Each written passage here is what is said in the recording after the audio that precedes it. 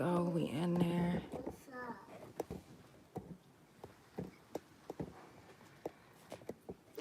There we go. Leave it alone. It ain't touching you. Stop.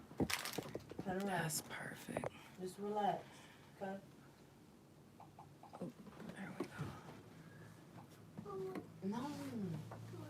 Okay, I'm taking All it. right. You ain't getting it Okay. back.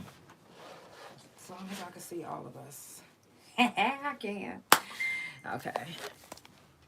Whew. Yeah. Am I nervous or something? Nah. Okay. I need. We gotta bless this bottle before we smoke. Did you want a chaser? I want to smoke though. I don't want to play loud, but can he do this? Did you want to chaser though for your drink? You got the games on there. Oh, okay. You want some Alright, chasing well. games? What's the chaser? Soda? Lemonade. Yeah. Yeah, you know. Yeah, that sounds good. Okay. Because I don't drink, but I'm going to drink. Because it's a special occasion. What's the bottle? You want to jack it? You gotta go like this. Oh, okay. I'm not drinking, but I I'm know. blessed. I'm like, you gotta go like this though. Right. All right, it's 8 o'clock. Let me, come on, push, bitch. There we go. About to light up. All right. If y'all want to go live on y'all Mine ain't Facebook. have that much in it. Oh, well, then this is definitely mine. Yes, mine got a little bit. Gotta go light on the kid All over right, here. there's that one. I'm about to light it up. I'm going to let everybody come on in. Come on in. Let me share the live a little bit. But we can't smoke cigarettes, huh? Hell no. Not no I'll smoke ciggies. a shot of weed then. You know how when you drink it makes you want to smoke. Right. It's like Make sure if y'all watching on YouTube, make sure you hit the like button. If you're watching on Facebook, join the live. Share the live. All right. So we have some lemonade in here. Let me make sure that I need everybody some can more join. lemonade. Hey, hey. Hey, girl. Hey. How are y'all? Good, Hey. good. I'm just making sure everybody come on in, join the live, share the live. All right. So share the live. I'm waiting on some more people to come on in. I got Precious and Misty. Hey. Hey, girls. Had to light up real quick. Yes. I'm gonna let some people come on in. Also, make sure you share the live because I don't know if I can Okay. keep reaching on up like What if I that. can share it right quick? You can Yeah, either. me too. Yeah. Yeah. Yes. Come on in. Okay, I can see me getting drunk. That's Yeah. pretty good. Told you. Shout out to TLC. What are y'all drinking? TLC. Ah. Yes. So does it really taste like chicken? No, it's vegan friendly. That's very good, and I don't drink. It's very smooth. That could get me. Talk about that could get me. That could get me. That could get me. Y'all Where come you on at? in, In share the Oklahoma City? live. Are you in Oklahoma City? She in Oklahoma City? I used to be. I am down in Stratford now, down by Ada. Oh, right Mhm. on. Okay. I know So, what it is. yeah, I moved down here when I got with my man, and we're Hey. planning a wedding and all that good stuff. So, Right. That's what's up. yep. How do I get to All this right, live? and we're just waiting on one more person. Let's see. And then we're gonna start. Make sure y'all share the live. Share the live. If you're watching on YouTube, make sure you hit the like button. Tell your peoples about it. Y'all, look what Misty got me. It's so bright, y'all can't even see the light. Yeah, it's lit up. It's Valentine's Day. Yes.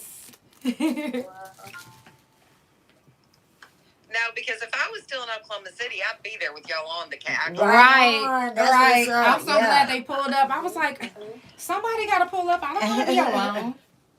Right? Yeah. So I think we can add one more person.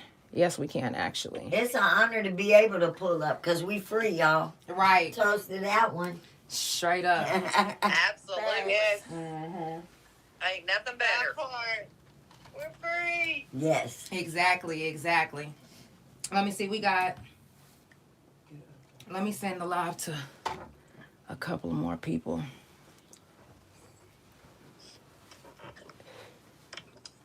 There we go.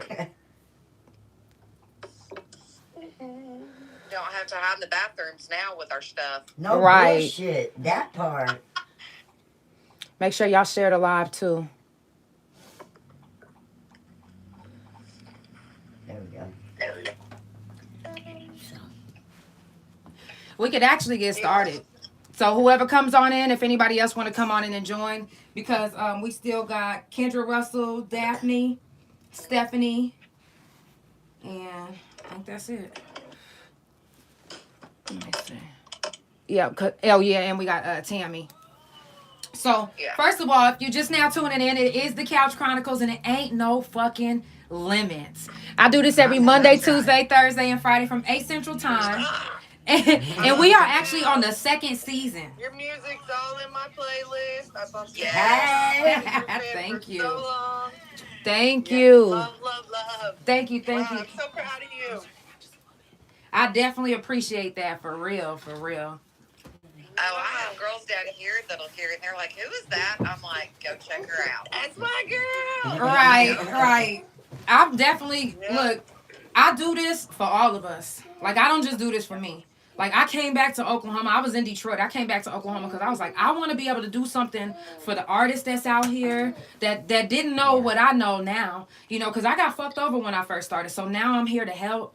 You know what I'm saying? Like, a lot of people don't take help because they think, you know, I think I'm better than them. But it's not even that. I promise. I don't think I'm better than anybody. I just want to help. I want to give free advice, free help. So I can't sing, but I hear our story in your songs. that's right. Because I can't That's sing. Exactly. That's the point. Exactly. I can't save my life. Yeah, you can. You sang it through I'm me. like home dad. Y'all sing it through me. Music. Y'all sing it through me. Exactly. I still sing that it sucks. Exactly. Now, Hey, Tanya. we're gonna go ahead and get started.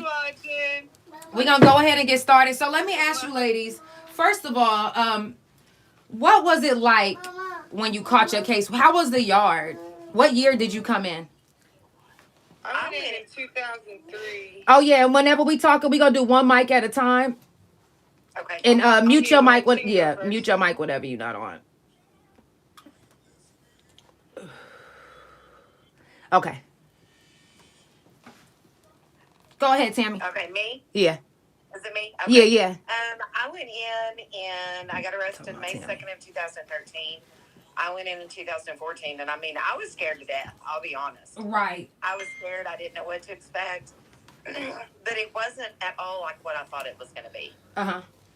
You know, I mean, I never had any issues on the yard or anything like that, and you know, I mean, I just kind of kept to myself basically. You know. Right. And just tried to you know, do my time and not let it do me, basically. What year did you get locked up? I got arrested May of 2013, and then I went to Mabel's in 2014 when I pulled from county. Okay. And then I got out July 30th of 2018. And then I was in the first RISE program class. So I got my cosmetology license while I was in. That's what's up. So that helped a lot, and that's what I do now. I just sling hair. I know that's Make right. everybody pretty. What about you, Candace? And I didn't mean to call you Tammy, Brandy. Oh, no, you're fine. You're a good girl. So I went in 2003. I was 16 years old. I was one of the juveniles back then. It was Mabel Bassett, the first yard I hit. I actually went through the old A&R when it was Lark. They had Hawaiians on the yard when I got there. Was I there when you were there? Yeah, I remember you, Misty. Yeah. Yeah, because you... Remember me at Candace Bartlett? Look, I even brought it, too. Yes. Remember the young little teenage girl that hit Mabel Bassett way back? Me and baby Jessica Moore were the only two juveniles. Yes. Jessica. Yeah. Baby Jessica, that's my girl. I still see her. I've been to shout out to baby Jessica. Yes. Yeah. She'll see it. Right. Now, what about you, Misty? What year did you get? Lord. So I went back before y'all were born. No. I remember when I first went to prison, I went to Old Mabel's on Martin Luther King, where we were only housed up in the front, where the admin building is. and that's where everybody was. Like Right. East Housing, South Housing, I want to say was Death Row was one, and like the population wasn't real thick. They had not too long. They got shipped over from McAllister. I was locked up with some old school characters, boy. Some real shit. Right. Yeah, I was locked up with like Cynthia Hill, Big Sue, Susan Abrams, Muff, Deborah, Billings, Deborah Raines, shoot, Becky Jaton. I mean, I can go on, and like we did time different than what they do now. Right now, it's disgusting. Right. Now, what about you, It was Precious? different. I got locked up in 2009 and pulled July of 2009. Okay. How was the yard when you was there? Was it easy? Was it a cakewalk? When I first got there, it's kind of like more laid back a little bit because the old schools were trying to help the young ones come in. And so, yeah, in the beginning, it was kind of like... Can you mute your mic, baby?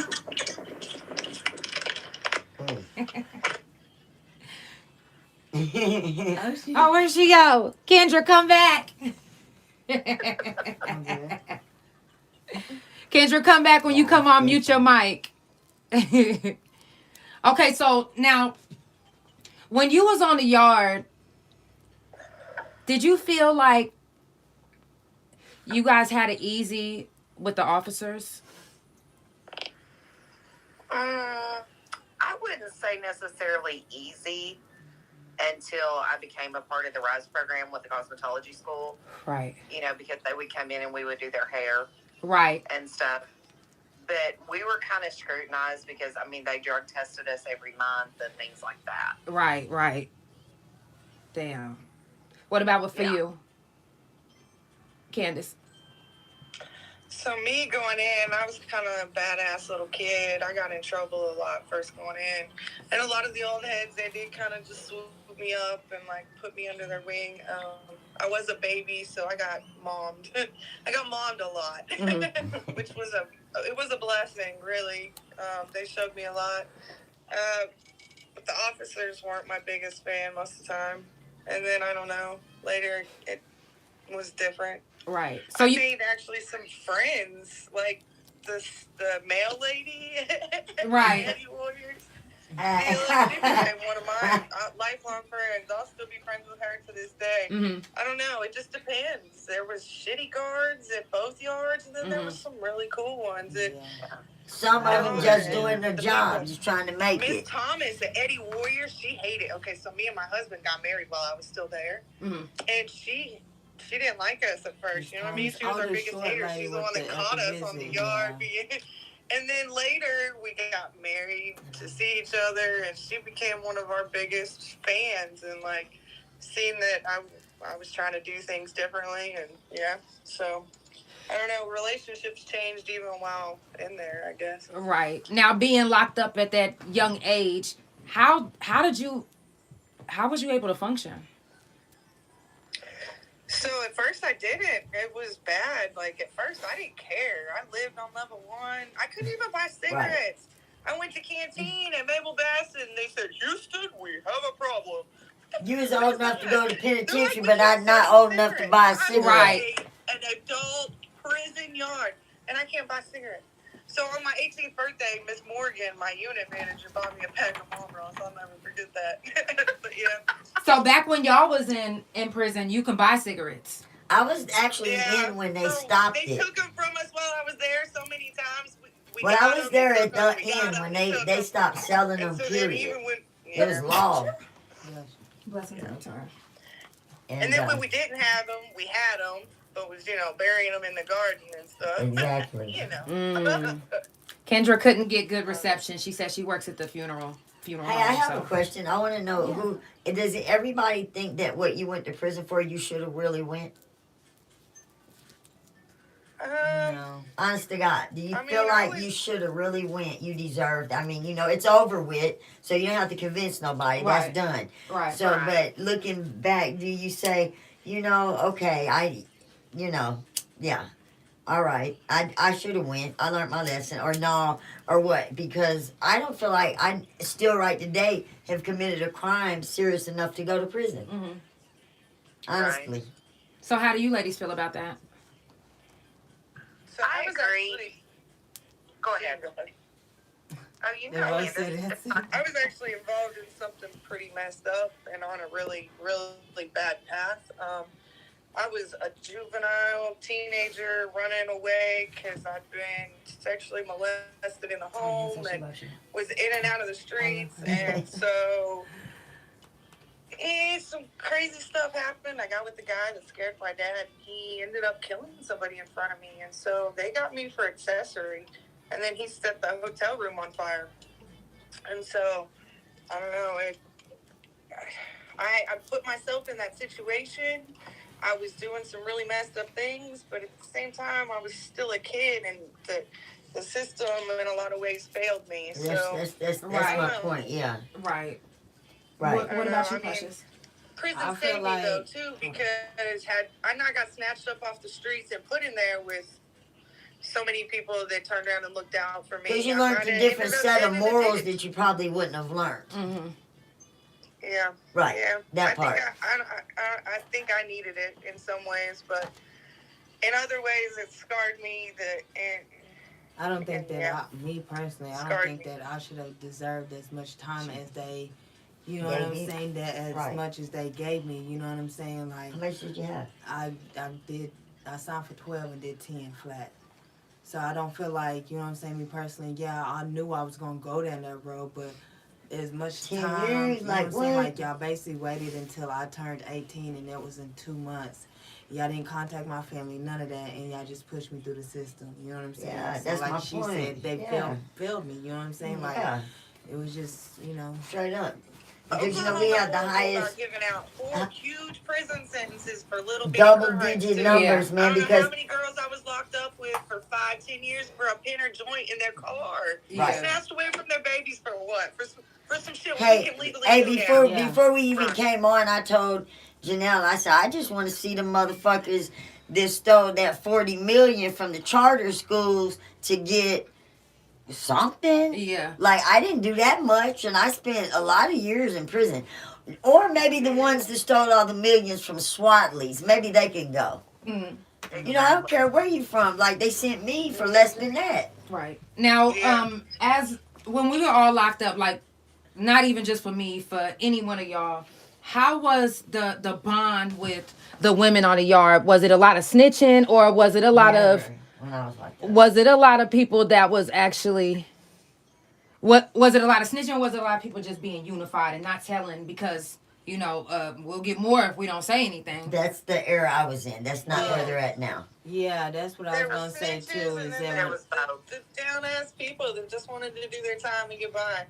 because when I went in, it was all the old schools was trying to help the younger ones that was coming in, you know what I'm saying? And they was, but now, you know what I mean? Like, I feel like it was a reason for me to go backwards to Mabel Bassett because I was doing absolutely really good when I got to Eddie Warriors. I completed every class, went to college, everything. But for me to go back to Mabel Bassett and to see how that yard was, it was like terrifying to me. I started out there. I got I never went nowhere but there. I'm literally probably the only inmate who got shit from a maximum yard to a medium. Well, And see, I was supposed to still be in Mabel Bassett. You said you But got they hated cut. me so much You got cut. that they on your- shipped me away from Okay, so my whole bandmates, my girl, like trying to punish us, being funny. They shipped me to Eddie's. And I wasn't even supposed to be there. I was at Eddie's when you came to Eddie's. Yeah. Was you there whenever I discharged? Before I discharged, I think I ended up beating somebody in the head with a brick. I think I remember hearing about that. I pulled Chancellor over security right Yeah. before all that Oh, happened. yeah. Yeah, it was crazy. Because I was already at Hillside or Turley when that shit happened. But we were there. I remember like hanging out and like playing hacky a couple times, but that's about it. I was focused on getting Man, out. where do Right. they play hacky at out in the in the real program down world? at Building 1. Right. Floor 1. Right, I'm still trying to play Yeah, hacky okay. now. Where they play hacky at Kill around myself, but I here? would love to get out and play some hacky. I swear. On one of those spades days, and I'm coming. I to love Wilmington. some Yeah, spades. you coming to Spade Day? We have it every Man, Sunday. y'all better grow up and play big wins. Yeah, I tagged you every Sunday. Y'all better Shit. play some Okay, big wins. okay. Y'all don't like some. Listen, we different. have dominoes. We have every game. I hurt myself. Well, let me just say this. Tanya Freeman's watching, and she was my hacky buddy, man. We Hey. played I like hacky. hacky. Yeah, I like some hacky. Y'all, if you just now tuning in, it is the Couch Chronicles, and it Hey, ain't my no black fucking friends limits. just be like, you Today know, is I prison play talk, hockey and ball. tomorrow's prison talk. And y'all, I know I ain't say nothing yet, but I've already had people that's been asking to get on the couch for the next prison talk, so I had to bring it back for March. So March the 7th, the 9th, and the 10th, I'm doing prison talk again for March. So whoever did, I already got people that's already booked. Yanni Really. Boo Boo, Yanni So will be on there. if you Yanni's already booked. So if you want to book to come on to for the next time, next month I will be doing prison talk again. And I do stream every Monday, Tuesday, Thursday, and Friday from 8 Central Time. So if you want to just keep tuning in, Join on it's in. the Couch Chronicles, and there ain't no fucking limits. If you want to support the couch, you can Cash App or PayPal, THA Real JANELL. Make sure you follow the Couch Chronicles No Limits on Spotify and Pandora. Also, you can follow the Couch Chronicles No Limits on Instagram and THA Couch on Facebook. Also, my main Instagram and my main Facebook and my main YouTube is THA Real JANELL. Also, make sure you read the description and follow all the ladies, because I did tag all of the ladies. So make sure you tag them, support them, check them out, see what they're doing. Yo, if you know anybody that's locked up, you can write them for free if you download the Emilio app. I'm just saying. It's the Couch Chronicles, and it ain't no fucking limits. Now, what was the bonds like when y'all were locked up? Well, so this is where I was going to say this a minute ago. Like Okay. she said, she got stabbed. And here's my point.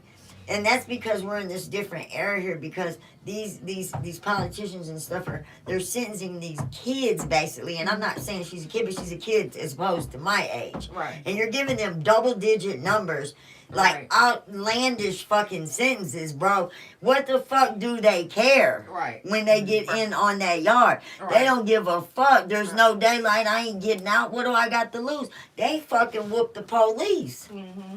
You know what I'm saying? What do they got to lose? Facts. And then when I'm standing on this, and in all actuality, they probably didn't even do nothing really worth getting all that time of going to prison. Is that Oklahoma period is a Bible Belt state. Yes, it is. You know, they live off the prison system. That is so if you fucking just look true. at the panhandle, the map of Oklahoma, and you look at the prisons, and you look down and you see them dots, the whole state is outlined in prisons.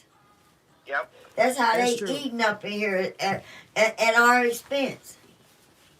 I ain't and never they do hurt women- nobody. I seen child molesters get fucking probation, bro. Mm-hmm. Like, serious. I got laid down for stealing. It was Well, another and they give person had the women same such exact crime insane as me, sentences. but kind of worded different, and they had lesser time than I did. Like, them kids, you done laid them down. You gave them 40 and 30 year sentences, and they 20 and shit. What do they care? Now, and most of the majority of the females are going behind a man that actually did the crime.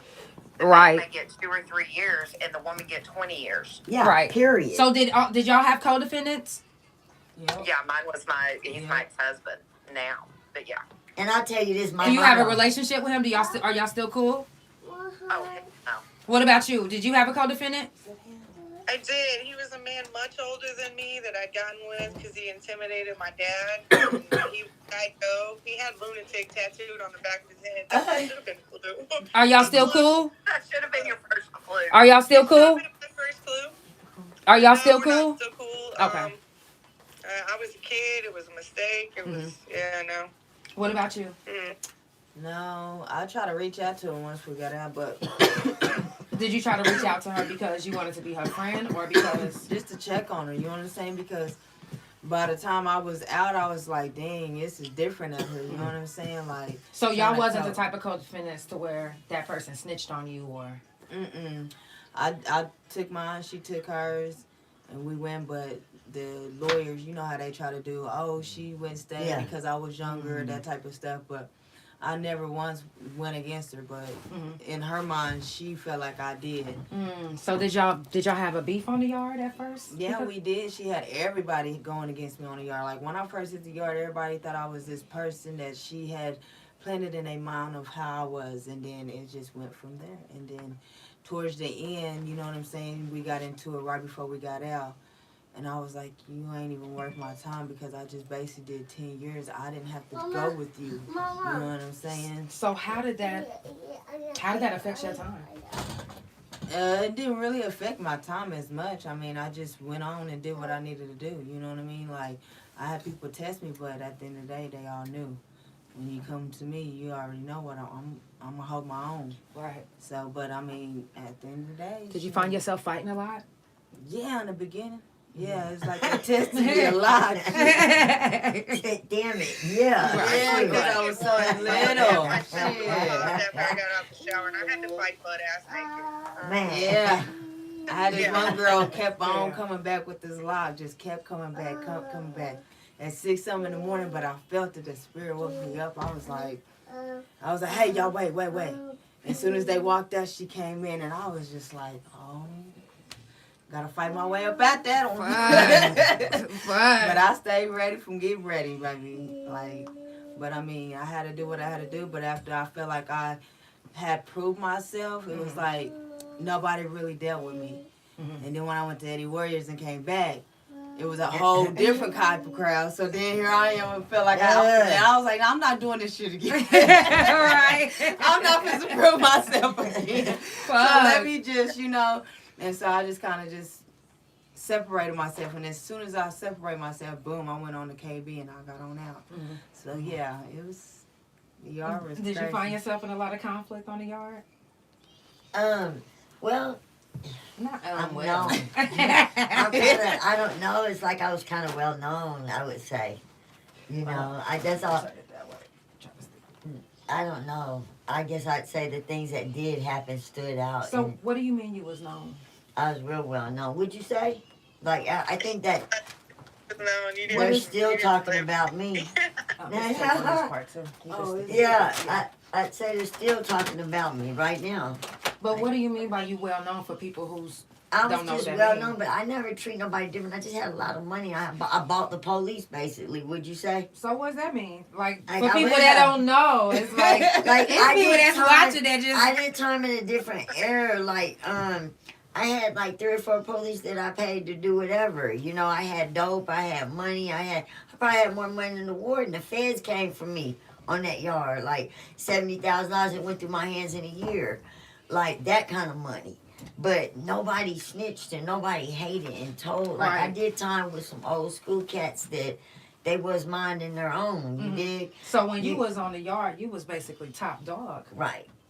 I would say anybody that knows me probably would. I would bet 85% would say pretty much.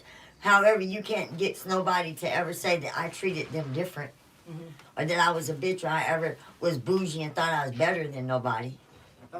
Like, I would do anything for anybody. Get somebody's shoes off my feet Right. because I had 5 pair. Right. You was getting money, so it didn't really matter. And you can't eat off the table and watch everybody else eat off the floor. That's just not how it goes. Whatever you're so in. what made you get into that type of lifestyle being on the yard? Was it because you had to, or was it I because think you it's didn't? vindictfulness, actually, in real life. It's just being vindictful. Because you wanted to just play Because the they're police the officers? police, yeah. Okay. Okay. Yeah, just because they're the police. Because I didn't sell drugs out in the free world. Oh wow. That Yeah, it's so real that balloon like you. Look at you. And that's my favorite color too. Stop Right. playing. I never I'm sold talking drugs in about the free world. I sticking waited to and you. sold them in prison. It's the You know what I'm green. saying? Green represents me. But That's maybe, hilarious. maybe prison is what it took because, you know, it's 4 times the value in there. Wait Hello. a minute. I'm still blown that you never sold drugs before. I didn't sell drugs. I sold them in prison. Like, I So promised. you was them. like, yo, you know what? Of course, This- I seen it and I've been Now, around it. let me ask you this. I smoked drugs. Like, I didn't sell them. Wait, let me ask It's you like I this. just flipped the whole Was script the and I got reason why these officers like attaching because- themselves to you was because I was they just was real attracted to quiet. you, or No, because I was quiet. I didn't tell. They know who tells. They know who Brown knows. They know who's the police. They know. so they was like, shit, if I fuck with her, I'm gonna make Right, some money. you gonna make some money, and I'm not telling on you. Like, by all means. Like, I've been hooked up to the hot wire before. I ain't telling. Not on the police or nothing, especially one that helped me. Yeah. The fuck? Yeah. So has any of those officers ever told on you, or is that the area I was in? Is they No, didn't do I anything? remember at one specific time, I can't even remember this officer's name that I had got accused of messing with so bad that Internal Affairs come. And I promised the guy, y'all, I didn't even know him. I promise you. And I felt so bad that I agreed to take a polygraph test. And I told them that I don't give a fuck about them police over there, what they say. I know. But that man has a family to take care of. And somebody has lied on this man. Yeah. And right is right, wrong is wrong. I'll take it. Yeah, just to save him. Because it was a bald-faced lie. I ain't never messed with no police. Like, you could say they brought me drugs and I paid them. It might would have been true. I don't know. Now, have you ladies ever had a situation like that where you was able to pay the police, and was you considered top dog on the yard too? And then we went to whack-in hunt and did the same thing. Yeah. Who knows about whack-in so hunt? for a time, I worked in the mailroom at Eddie Warriors, and I got hated on hard because I was in there with everything comes through the mailroom, right? Yes, it does. So everybody and Everything. their mama hated on me for having that job, and I was friends. Me and Sheila became friends. You know what I mean? She was just a cool ass lady, and so yeah, we got hated on hard. The K9 unit dog, whatever his name. I can't That's all She look said, alike. Katie Katie ugly ass. You talking about Katie bitch He's ass? just doing something. Katie bitch ass. But what'd you say? I said, wasn't her name Katie? No, it's a No. dude. Oh. Katie was at Mabel's. Oh, I thought you was talking about the dog. Yeah, Katie And was Eddie. the dog at Mabel's. Oh, okay. Okay. Okay, Eddie's had one too? Yeah. Oh, okay. That's being awful What was their good. name? Cujo? I don't know. Y'all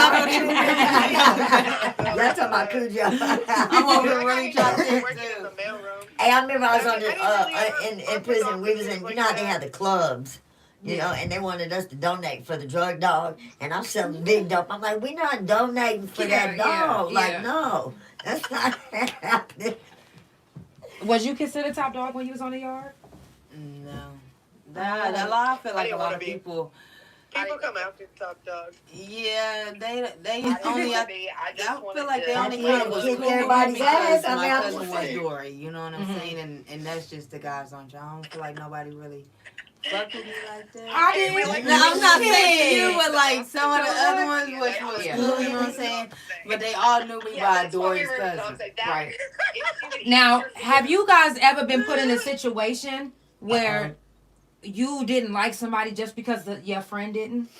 And you took their word for it. If somebody hit the yard and they say, "Hey, don't like that girl," you not gonna like them. No, I always gave everybody No. a fair chance. No, I always make my own opinions about people. Yeah, I tried to give everybody the benefit of the doubt and was nice until I didn't need to be nice. Yeah, 90% of the black girls treated me like that. Actually, Like I what? did have a big like mouth. they didn't like me just because somebody else didn't like me. I'm dead ass serious. Mm. I was I didn't know crazy that. that I Yeah. heard got in there. I I didn't shouldn't have have any repeated. friends that was black. And then the ones that I have now, we all became cool because we all a family now. But it was a lot of girls that was mean as fuck to me on the yard. Hella motherfuckers that was mean as fuck to me on the yard. And now they like, Janae, I love your music. And I don't hold no grudges. It's nothing to me. But you did the I love same everybody. thing you did, like, you sung while you was in there. Right, too, I'm doing the you know? same thing now. Like, but, you know. If I ain't take nothing out of the whole Lyric 13 used to always years, be out on the court, out there singing and stuff. They'd have circles and stuff going. Well, a lot of times, a lot of people get mad when they can't make you stop smiling, or when they can't, right? or when they see you smiling, Right. even when they mad, or you know what I'm saying. A lot of people are like that, and it's just the real God's honest truth. Or a lot of times, people get on the yard and they put on this facade or somebody that they feel like they have to be to make it on the yard, instead of just being who they need to be or who they are. So a lot of those situations going on. So, and like I said, I don't hold no It made me grudges. harder. Huh? I mean, I had to get harder for prison. Towards the end, I was way more of a bitch than I was when I went in. I went in soft as cotton. And then And after came Right. out aggressive as fuck. Right. Yeah. Right. And I had a lot I of came in people- like, hello, how are you? Fuck you! Get the fuck out of my way! Yeah. I said bring some motherfucking toilet paper. Man, I got Yeah. sent back to Mabel's, went back to Eddie's, came back to Damn.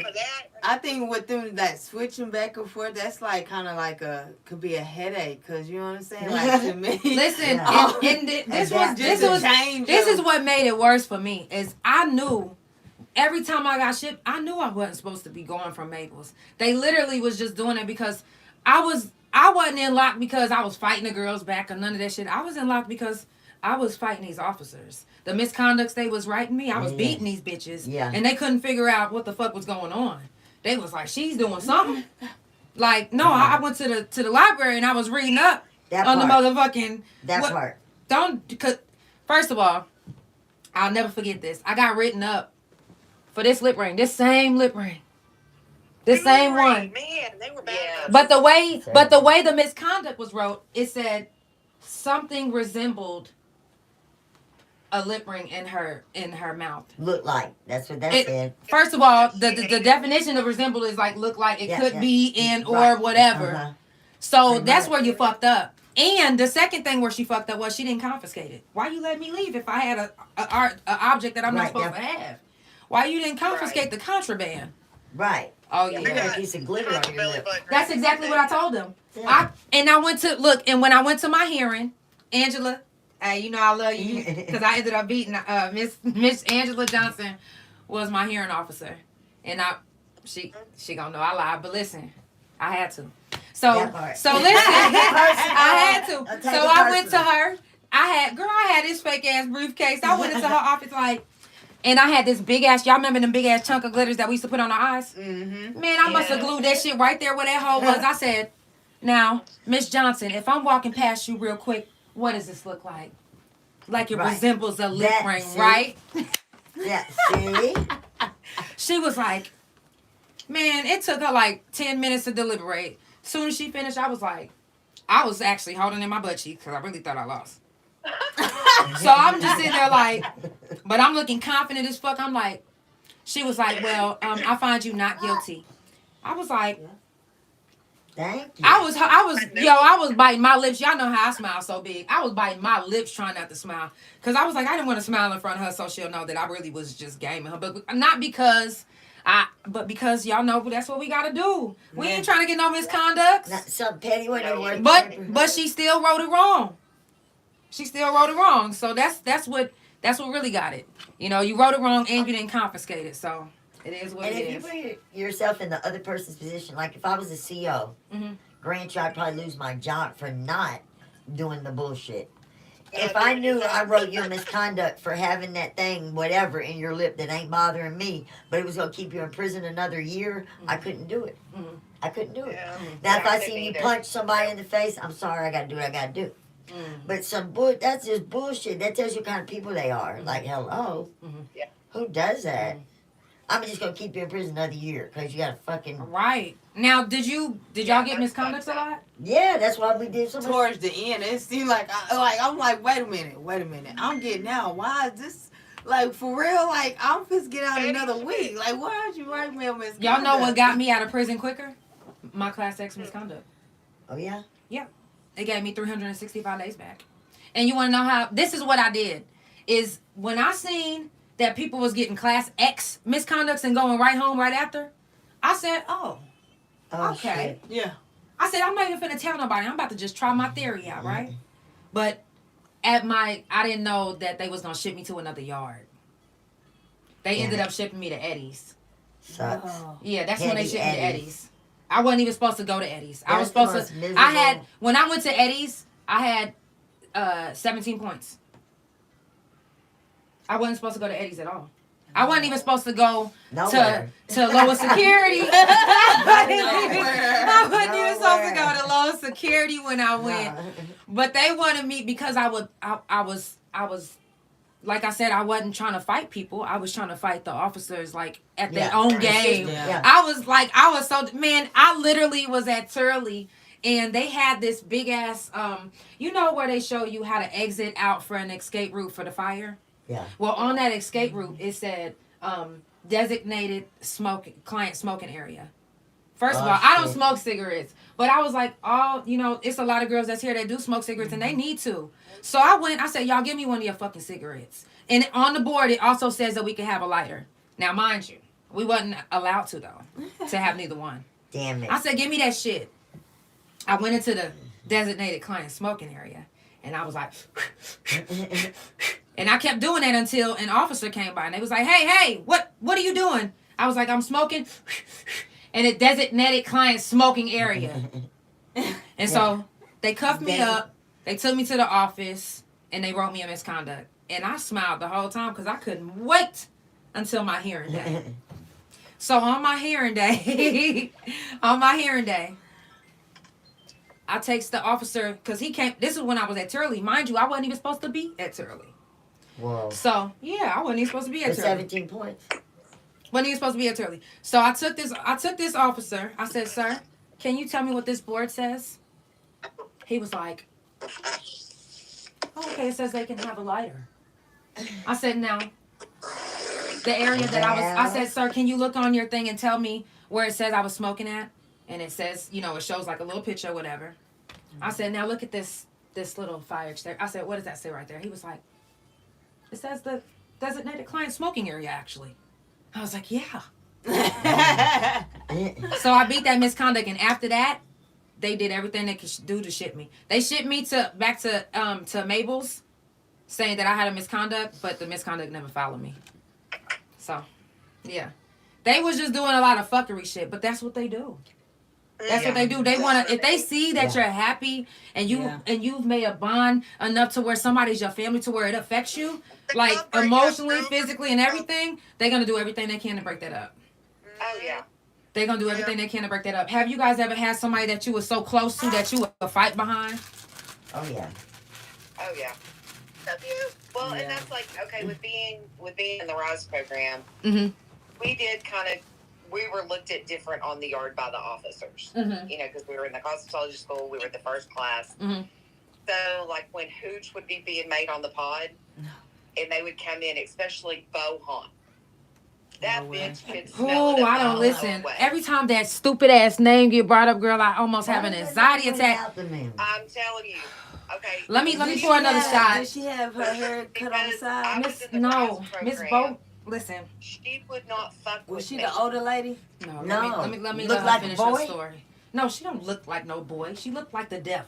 With a blonde head. Shit. Okay, so I would hide the hooch in my stuff. She would literally search everybody on that pod but me. We figured this out. So when they would come in and shake, I would hide the stuff. They'd be like, oh, go ahead and go on through. Okay, bye. So everybody's shit would be safe. And I mean, that's just what you did. You had each other's back. Not no more. Except for those few. That's not how it goes now. Yeah. I just got finished doing the sentence. Kids. When? I just been out 3 years when Skip was in, recent. I just did a. Hey, let me tell you this one too. I did a 5 that was on suspended 8 years ago. Yeah. You heard me?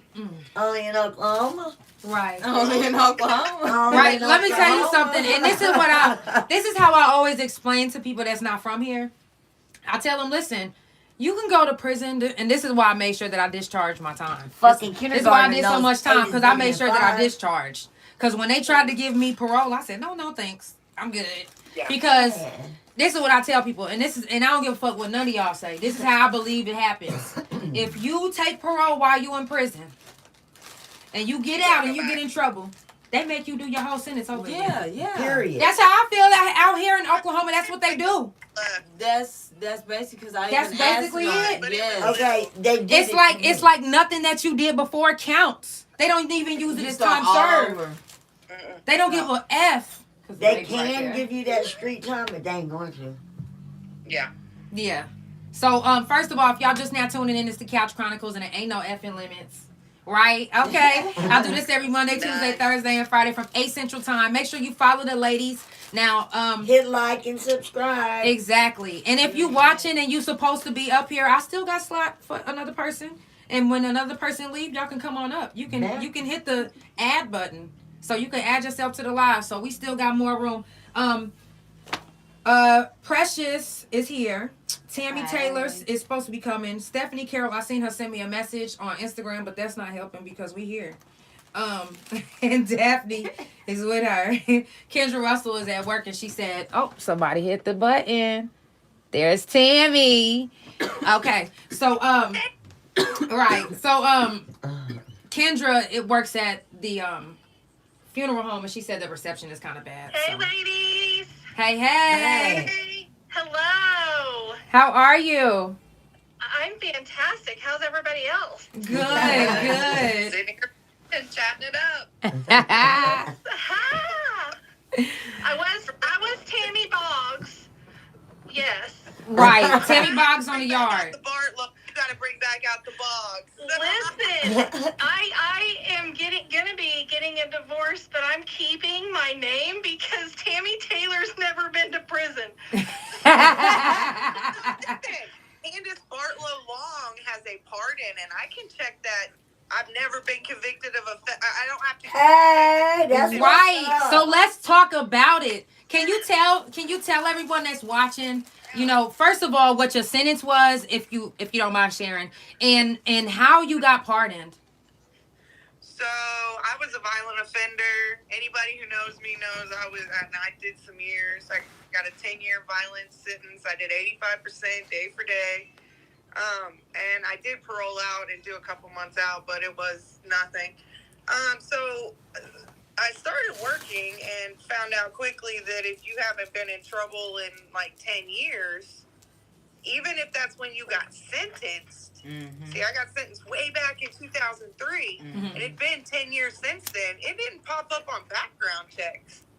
And I'd always wondered, too, about, like, having my record taken off and all the lies I'd been told about how I couldn't get a job because I was convicted. So I started looking into stuff. And my husband, he's always wanted his gun rights back. We wanted to be able to vote, you know, be citizens again. Right. So we looked into it and found an attorney, and we got a pardon in the state of Oklahoma. And they signed off on so many people's pardons. Okay, so I am violent, had a 10-year sentence, and it was accessory and murder, and then arson. One of the most violent, and but I just proved I haven't been back. I've stayed out of trouble. I've proved all that. We've had jobs, bank accounts, have a life. And they took all that into account and signed off on my pardon and parole. Now, would you care to share the lawyer? Like, is that a lawyer that will work with anybody if they? So he specializes in pardons. Okay. Michael, I'll get his name and send it to you so you can post it. But yeah, he specializes in them. It's pretty much all he does. But while I was there, Rhonda Jobert, I don't know if any of y'all remember her. Yes. Love Rhonda. Yeah, so she was there getting her pardon at the same time, and she didn't hire an attorney. She did it all herself, and she got hers as well. So it's all about filing the paperwork, and it's through the Pardon and Parole Board. You can get the forms yourself. And if you're willing to put in, like going to the law library, if you're willing to put in the effort yourself, you can do it for free. Right. But if you need a little bit more help to navigate the legal system, then you can hire an attorney as well. But yeah, he signed off on mine. I don't have to check them off. I have my gun rights back. I can vote. So can you share with the people about how much it cost? So it's $2,500 per person for us. My husband had a couple of different cases on his. He had to have taken care of. His were all weed related, weed and gun. So his was even kind of considered violent for the gun charges. And his was able to be done as well. But you know, and it's real special because, and the reason why I say that is because her charge, you know what I'm saying? So, and if that can happen for her, that can happen for all of us. So why not do that? Why not after tonight do everything you can to be pardoned? The fuck? Because pardon me, motherfucker, but I need to be getting the same benefits as everybody else. That we could not. Do you know how many people told me I couldn't get a pardon because I had a violent sentence? Because they were stupid. That's crazy. Because they were stupid and don't know the law. That's like people who say you can't vote. Guess what? I've been out of prison for 4 years now, almost 5, and I get to start voting next year. It's fine. Oh wow, you couldn't vote immediately? You have vote. to complete your sentence. Now you can Once your vote. sentence is complete, then you can vote again. Yeah. Oh wait, so you consider it still on papers? File for Yes. Are you You got a 10-year sentence, 10 years from the date that you signed, you are eligible to vote. You're They ready. wouldn't let us vote. July We couldn't. 31st of this year, I You can couldn't register either? as No, I a can voter. register. I can Oh, vote. as soon as I got out, they was like, when I was discharging, they gave me voting papers. I was like, girl, you better vote when you get. I said, vote. Fuck y'all. Yeah. But I didn't know Yes. really what was going on. I just was like, get out of here. Just trying to get the fuck out of But here. we still deserve a voice. We still deserve Yeah. a voice. No, We but still deserve to I get that. give them our opinion. We still deserve to Get tell them me you suck and you need to fix stuff. Yeah. We have that right still. You know, when we were incarcerated, we had the rights of a 14-year-old. Now that we're out of prison, we have all the rights that everybody else has. We just have to wait a minute to get ours back. I never. You know Now, what I'm saying? before you went to prison, was you a voter? Yes, Before I went to was. prison, Yeah. I was. Okay. Yeah. I was a kid. Oh, so you the reason. No, I'm playing. I didn't go to prom. Doesn't count. She was a baby. Right. Real, me and Jessica were the only two juveniles. On I'm hip. Yep. I'm hip. Now, Tammy, what year did you go in? But yes, and that's like you said, them telling you you can't have a job. She got You it. know what? Oh, yeah. I'm putting this out there, but I don't really, tell people a lot of I'm my loaded, stuff. y'all. I came out of prison. I have 62 felonies.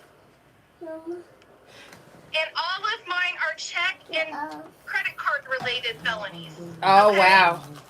They did it individual, though? Wait a minute. They did it individually? Somebody must be calling her. Because she's screaming at us and she ain't even saying nothing. I think she's got her mute on. I think somebody calling her. Because when somebody calls, it mutes it. yourself, Tammy. I Uh-oh. done got a little tipsy. Oh, girl, you better be careful. Hold I on. like, look, Tim. Girl, you better grab the wheel. What? We should talk about it. Taught me how to do the crip walk in prison. Who did? Sorry, I didn't know how to fix that. Somebody tried to call me. I told you. Told you. But no, they told us that we couldn't get good jobs and stuff. I was managing a Hilton hotel. I am now running a call center for 3 dealerships, for auto dealerships, and they trust me with all of the stuff. Right. You just have to get out there. You just have to get out there and What you kind have of to kick job? your own ass every day to make yourself do what you need to do to make it for your life. Right. So even. That part. I live in a $250,000 house that I'm buying by myself. Hell yeah. I have my car. I have my house. I take care of my daughter, who I don't have to. She's an adult, but you know what? She wants to live with her mama. Oh, She that's wants what's to up. stay with me. You know, you just have to get out there and kick your own ass because nobody else is going to do it for you. Right. Your life is gonna be what you make it. Y'all, Precious gotta go. Love Bye, y'all. Precious. Bye, baby. Bye. He said bye. Yeah, we over here loaded. In the motherfucker. Y'all, if you just now tuning in, it's the Couch Chronicles and it ain't no fucking limits, okay? Make sure you follow my ladies. Always read the description because a lot of times I get so fucked up I can't say everything. So I do write stuff in the description. Make sure you read the description. And Prison Talk got so damn deep that I got Prison Talk for next month. So next month is already starting to get booked up. If you do want to get on and talk about whatever you want to talk about, trust me, hit me up. I got you. Now at 9 o'clock, we're gonna cops that got one car hemmed up. down. At 9 o'clock we're gonna bring 2 more people up. Since Tammy just got here, we're gonna keep Tammy on. Tim, where's the call center? That's what I'm on. I need to come get Right. a job. Listen, I know I will get you guys a list. I have a list of places that will hire people. Okay. And hire over and over and over again. I only have 10 girls and I can only have those 10. So I can't hire a bunch until my dealerships start getting bigger. Once my dealerships are bigger, I have no problem hiring somebody who's been in. Y'all got Acuras? No, I don't have any Acuras right now. Hit me up with what you want. Hit me up with what you want, and I'll find it for you. I only fuck with Acuras. I don't give a fuck what it is. I don't care what Really? year, nothing. Nope. You don't fuck with Lexus? No. You don't fuck with Mercedes? No. Benz? No. Or for BMWs? No. No Infinities? No. Oh man, you're missing out on some good stuff. Oh no, I'm not. Oh no, I'm not. I'm fixing to buy an Infiniti QX80. Man, I'm Acura-tutionized. I want me a Denali 3500. I'm Acura-tutionized, okay? High definition Denali Chevy. I like I good love shit. my Acuras. You know what? You I went from a TL to an MDX to an Nothing wrong with RDX. that. I love my Acuras. I love me some Acuras. Listen, I have this lady who is looking for a Dodge Dart, and she has been looking for this one particular Dodge Dart for a year. And I am still looking for this stupid little Dodge Dart for her. Oh, send me the information, because I think I know somebody that he actually sold me my TL, and he keeps shit like that. But I don't like. He know I don't like shit like. He know I only like Acuras. Them little bitty cars scare Yes, I will me. get you the information, but you know, they really tried to cut us off when we were in and tell us we couldn't do anything and we weren't going to amount to anything. Exactly. Hey, Nakia. Hey, ladies. I see the ladies in the comments. Right. Yeah, I never went back, but they were taking bets on how soon I'd be pregnant and how soon I'd come back. Damn. Damn, that's fucking sad. Now let me ask y'all this. Prison. Uh-huh. What was married to the same man 12 years later, and we shared 2 beautiful babies. And yeah. That part. Okay, now? Funny story. You got married in prison. Okay, guys, okay, Daphne, I got you. I met while I was in prison. He was there. I'm gonna bring y'all up at another 9 o'clock. girl. And we had visitation on the same days.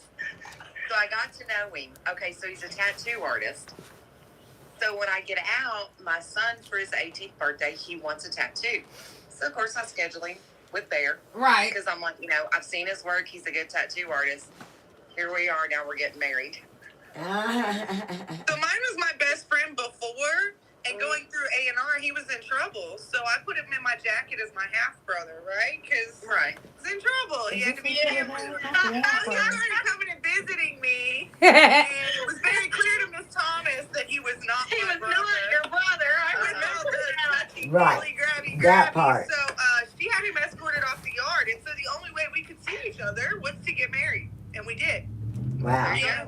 Here we are 12 years later. With 2 Didn't you get married by proxy or something? Yes, I wasn't even there. Somebody stood in for me in the state of Texas. Cut it the fuck out. I know. That's the first one dope. for There you me. go. Hey, I met my husband while I was in prison, okay? I was at Turley, and I met my husband there. Oh shit. So I met my girl. Well, we ain't married yet. When But I we tell you getting it was there. Club Redemption, it was Club Redemption. Yes, it was. Wait a minute. With her oldest, or her daughter, Bella. Yes. Wait a minute. Club Redemption. You remember people used to rush there to get some of that wine? Yes. Wine. Well, this is what they was rushing for. Wine and dick. Yep. Wine and dick. Wick. They was wicks. Yo, they was wicks. You hear me? They was wicks. Wine and dicks. Who said Candace was 10 when she went to prison on here? Somebody, Candace And was those 10 when she bathrooms went were to prison. busy. I'm just saying. You know? It was girls getting pregnant in that motherfucker. Oh, boy. You hear me? Yep. I'm talking about, man, I used to catch so many people fucking on the steps. I used to be like, Mhm. in my ass, I wouldn't leave. And they'd be like, girl, go. I'm like, no, you want to fuck right here. I'm going to watch. Shit. Listen, y'all. Get up, watch them. I was so sheltered before I went to prison. I was so sheltered. I Girl. didn't know nothing about nothing. I had never been in trouble. I had never. She said a little shelter. And I'm walking through the shower one day, and there's this girl, and she's just curtain open, changing her, taking a shower, curtain open, and 2 other girls are sitting in the stall crash, and we're watching her. And her stuff's hanging out, and I've never seen a vagina that looked like that. And all I kept thinking was, oh my God, it's inside out. Oh my I'm I dead called right my now. mom, and I said, Mom, somebody needs to call medical. God. Tell them this girl's I'm dead right now. And she said, Tammy, shut up. I said, I know, Man. I'm not going to say nothing, but come on. Oh my gosh. I thought I was going to die, but I didn't know anything, you know. I had never... That is the only naked hilarious. woman I had seen was myself, and, you know, I mean, when I was 17 when I met my first husband, and, you know, I had never been really with anybody else, and I was just like, you know, very sheltered, and it was so eye-opening for me, I guess you could say. Oh wow. But You it know was what? just, I can you know, say that being on the yard, I've seen the most different type of pussies that I've ever seen in my life. Nipples. I've seen Nipples too. Nipples too. I've seen nipples that was gone. I've seen nipples that was this long. I've seen nipples that was this fat that looked like a fucking marshmallow. But there's this one pussy I do want to talk about though, cause I don't remember this girl, but I do remember she was a tall American, and when I say American, I mean white. She was a tall American woman, and her coochie was so close to her belly button. Oh, wow. What? I'm talking about the coochie hole. I was like, as soon as she pulled her pants down, it was just pussy hole. I was like, well, how did this Well, happen? that's just odd and weird, but okay. So if I would have went like this, I would have been in her belly button and her pussy hole. Wow. Oh, damn. I'm not kidding. I was just like, wow. Like, I thought my pussy was interesting, but yours That probably was it. She probably is different, Hey, but girl. check this out, though. She probably could suck her own pussy. Right. Oh, She wow. could. That's what she told me. She said she'd be like this. And I was like, well, I believe it. Like, you can prove it, because I do want to see it. But I believe it. You ain't got to prove it. But you can. If But feel you like can it. prove it if you want to. Y'all, if you just now tuning in, it is the Couch Chronicles, and it ain't no fucking limits. Now, before you ladies do leave, Tammy, you can stay on because you just got on. But before you ladies do leave, I want you guys to tell everyone what you guys are doing now. Okay, well, of course, I'm doing hair, Mhm. and I Yes, just she I just over as manager of the salon Mm-hmm. down here where I live, and planning a wedding and living my life That's with what's my up. family. That's what's up. And my fiance, like I said, he's a tattoo artist. We're bikers. We like to ride and just live life and 0 fucks to give. Right. Yes. That's what's up. Yep. That's Yeah. what's up. What about you, love? Me or Tammy? You. Oh yeah, she's not kidding. So we stayed in Oklahoma for a while. My husband got into pipelining, and so did I. Kind of working in the same industry in the office. I went back to school. I got my bachelor's degree in accounting. Yes. And then he got a really great opportunity, and we moved out east, and we live in West Virginia in the mountains. And Oh, wow. life is amazing here. It's so small town, and my kids, I don't have to worry about them, and the schools are great. I'm a PTO soccer mom. Oh, shit. Hell yeah. And it's all about that life. So. That's right. That's right. That's what's Wake up. every morning at 8 a.m. That's what's up. Now, I do want to ask, do you have a business page, like a business Instagram for your hair? Do I? Yeah. I have an Instagram, and I'm just starting now to get my portfolio together and put up pictures. Okay. Do you know your Instagram page name? Brandy Helmick. Okay. All right. Y'all make sure you follow Brandy Helmick on Instagram. Type it just the same as you see it in the description. Yeah. All right. Yeah. Yes. Thank you so much, ladies, for being on the couch. Bye, Please guys. listen. Thanks for having us. It was fun. Yes. I'll be tuned in even if I'm when I'm not on there. Love you, Dad. Yes. Love you. Thank you, ladies. I'm about to bring some more people up. It's fun. Bye, ladies. Love you both. Yes. Love you too. Yeah. Y'all check out my I'm on the kitchen. list. What do you need? My lights in my kitchen. Isn't it the coolest? Yeah, hold on. Let me see. Give me just a second. Yes, I love cool lights. I love it. It's so exciting to me. I love just little stupid stuff now, you know? Look, I'm the same way. Look, I am such a cornball. I gotta show him to you. Yes. You're always showing me your cute animals, and you got the cat and the Her bunny, so bunny. you gotta see my baby. You say hi, Rolly? Hey, Oh, love. hi. Hey, y'all. Hey. That's Steph and Daphne, y'all. Oh. Here's my boy. So he's a This is sheep. my Hi. Oh. Oh. Oh, look at kitty. His name's Boy. Oh, boy. I got my mom's dog's name is Boy. Oh. I'm trying to say that. Look at him. This is little one. Oh. Big as she's gonna get. Look at her. Everybody's got animals. You notice that? Right.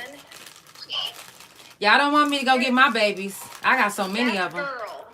Are we Oh. showing cat? Is this a cat show?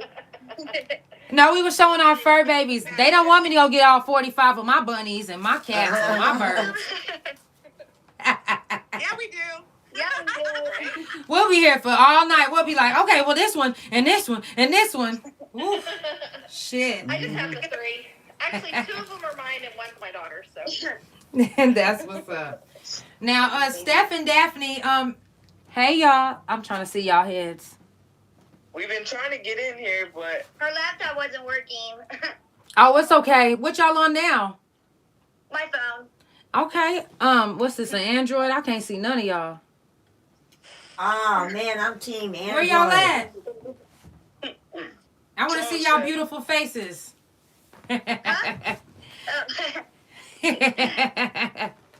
So tell everybody, first of all, what year did y'all get locked up? Go. She can't remember. I got locked up 2015. And what yard was you on?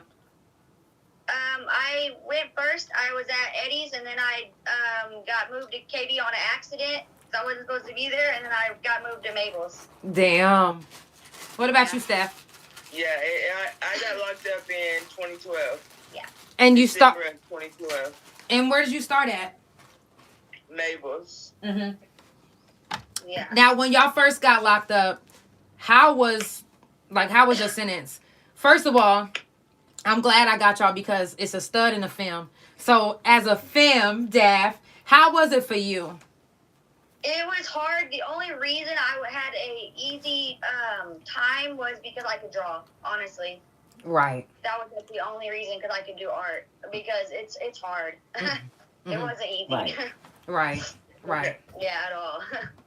What about you? I feel like for studs it's a little easier. Right. Like even if it's their first time. Exactly. That's what I was going to say now for Steph. And the reason, and I said it like that because it actually makes a difference when you're on a female yard, if you're a femme or you're a stud. Whatever you identify as is going to be how easy your time is. I don't give a fuck what nobody say. Studs have it a little bit easier. And the reason why I say that is because y'all can use any goddamn body. Right.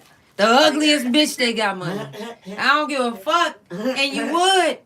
Cause the pussy ain't got no face. And the money don't either. Shit. Now for you, Steph, how easy was it for you, Steph? It was real easy. It was real intimidating, like first coming out of A&R and like, walking down that ramp. Everybody on the yard like surrounded. Fresh meat. Yeah, all them cat calls. Daddy. Yeah, little boy, little daddy, all that stuff. But that was real intimidating. Oh, But intimidating! You should have knew right then and there that your time was about to be smooth sailing. Right. She had shoes by the time she got to her pod. I already know. I know. So like, I was there. When I got to my pod, I was actually in the same pod with Janelle. We both was on C3. She was downstairs and I was in the upper tier. Mm-hmm. But she's one of the first people I met when I got there. Yep. That's funny. Now let me ask you this: what was your first impression of me? I liked you at first. You come off a little strong. That's because I'm a Taurus. Yeah, that's that bull. Yeah. Yeah. At first, I was like a little bit intimidated, but you know, you grow quickly.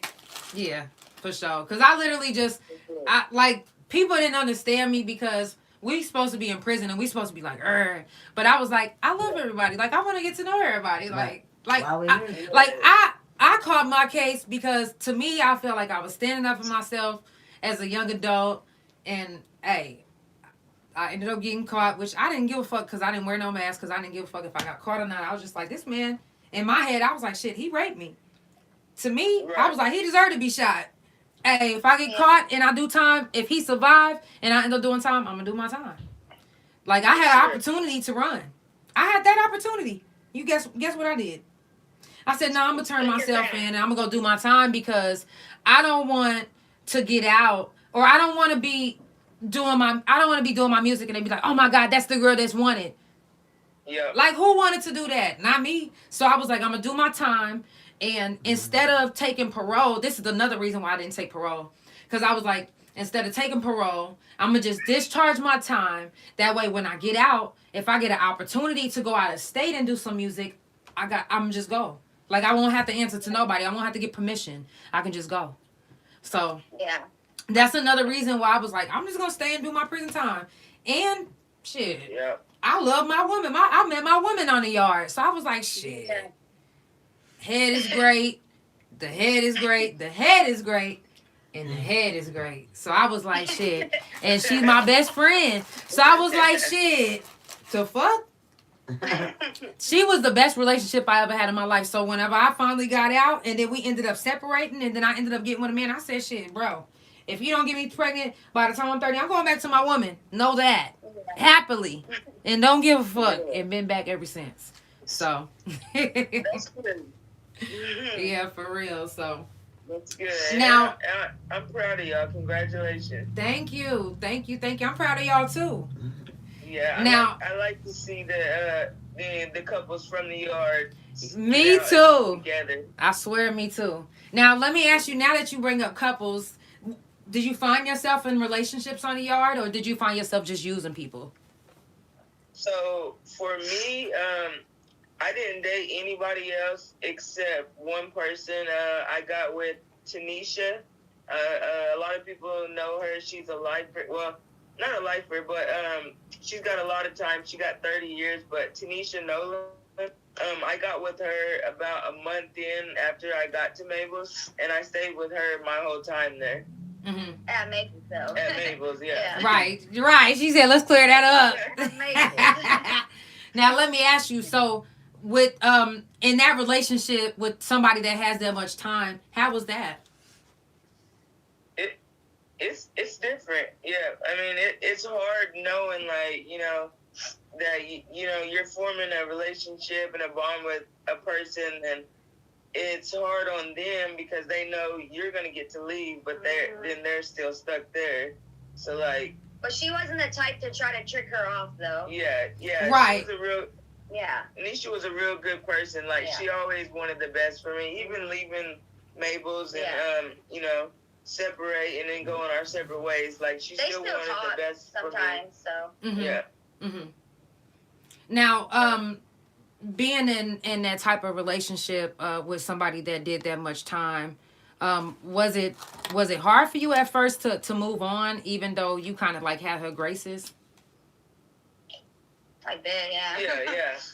It would be hard for me. Right. For sure, yeah. Right. You know, and I probably, you know, because I know probably when you first got with her, did you know how much time she had before you even caught feelings, or did it just happen? And it kind of just happened, and then, you know, then she kind of like, we kind of like warmed up to each other, and she kind of told me, you know. Right, because you didn't know at first how much time she had, right? Do what? You didn't know how much time she had before y'all even got into a relationship, right? No. Right. So that, I know that's kind of hard on you because you didn't know. You know what I'm saying? Yeah. And not only did you not know, is how fucked up is it to find out that, hey, I'm with this girl, and this could have, excuse me for saying this, but this could have been my soulmate, but she lied. Not trying to say it, but it's the truth. But she lied instead of keeping it real. But if she would have kept it real with me, probably y'all would have never been together. She would have told you this. But if she would have kept it, you know what I'm saying? No, for real though. For real. Because there's people that still with people that got life and they don't mind being celibate. But if keep it 100. But she never know that if she would have kept it 100, right, that y'all could have been the ones that was together instead of y'all being, you know what I'm saying? It could have went any way, but being with somebody that got a lot of time, that's hard in itself. That's hard in itself.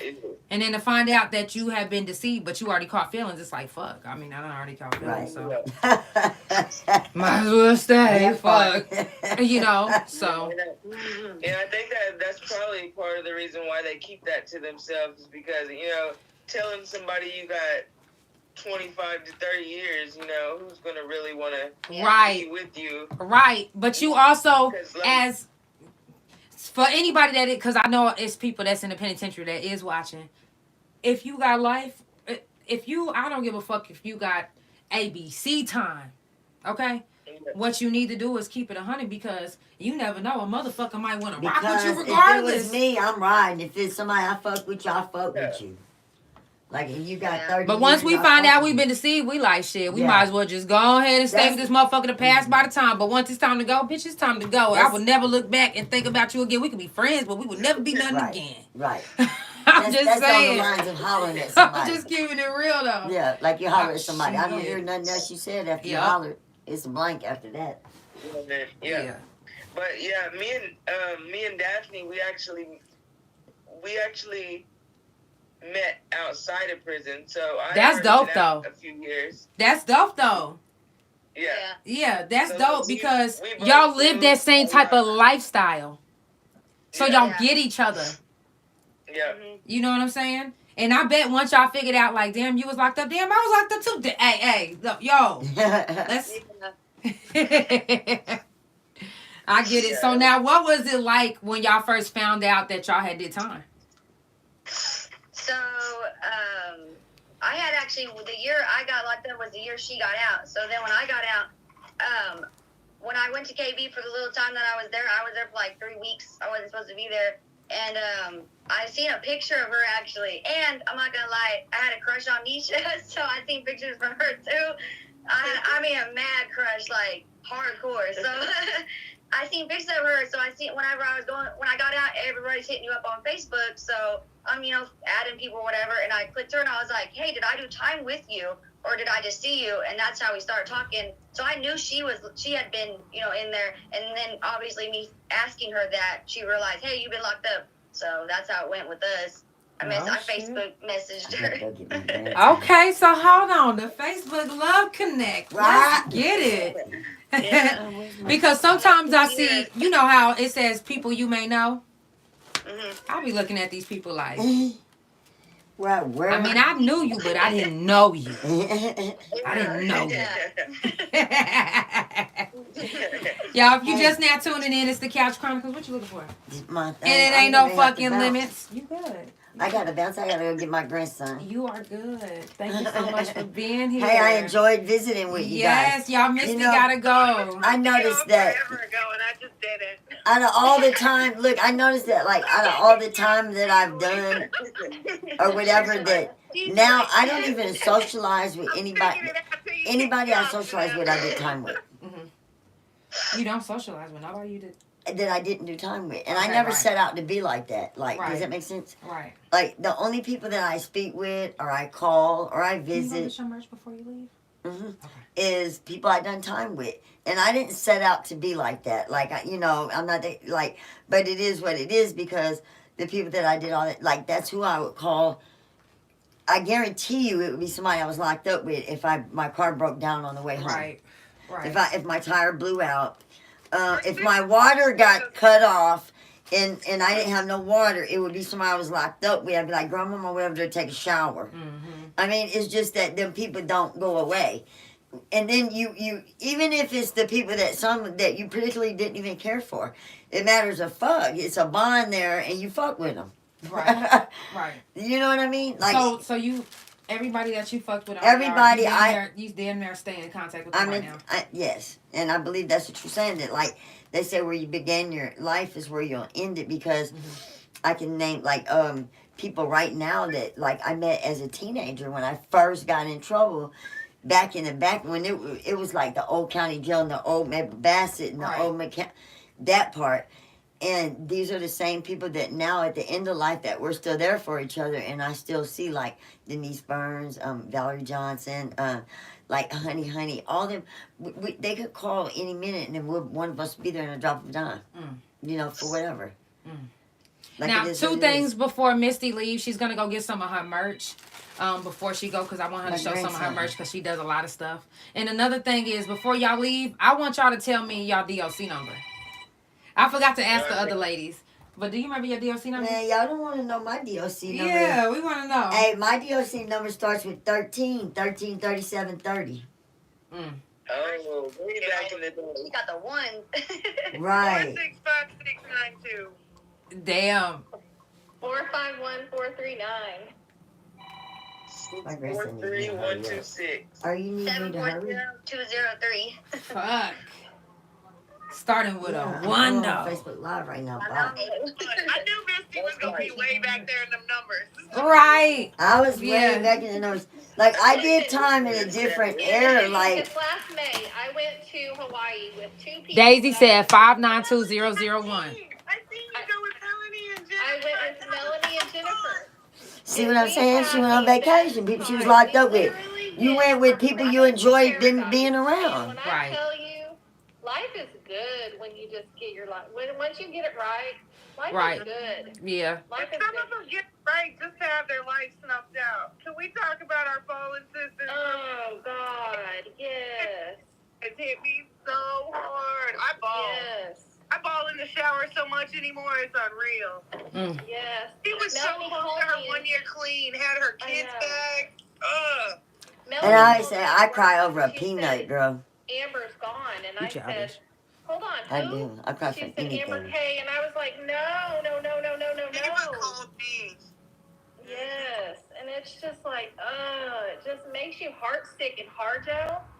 Yeah. You know, Harjo. Rita Harjo, you know, and freaking Skittles, I man. thought All that was these, my game or something. they get out and start doing something and then just it's just gone. Teresa Payne, she had just Yeah. gotten out, was doing good. Bam. So many. Man, Yeah. so many. I can go Rusty on and Bates, on and Rusty on with Bates. names. Like, I what? Rusty Bates' mom called me. I was at Turley still when she died, and Rusty Bates' mom called me at Turley to tell me.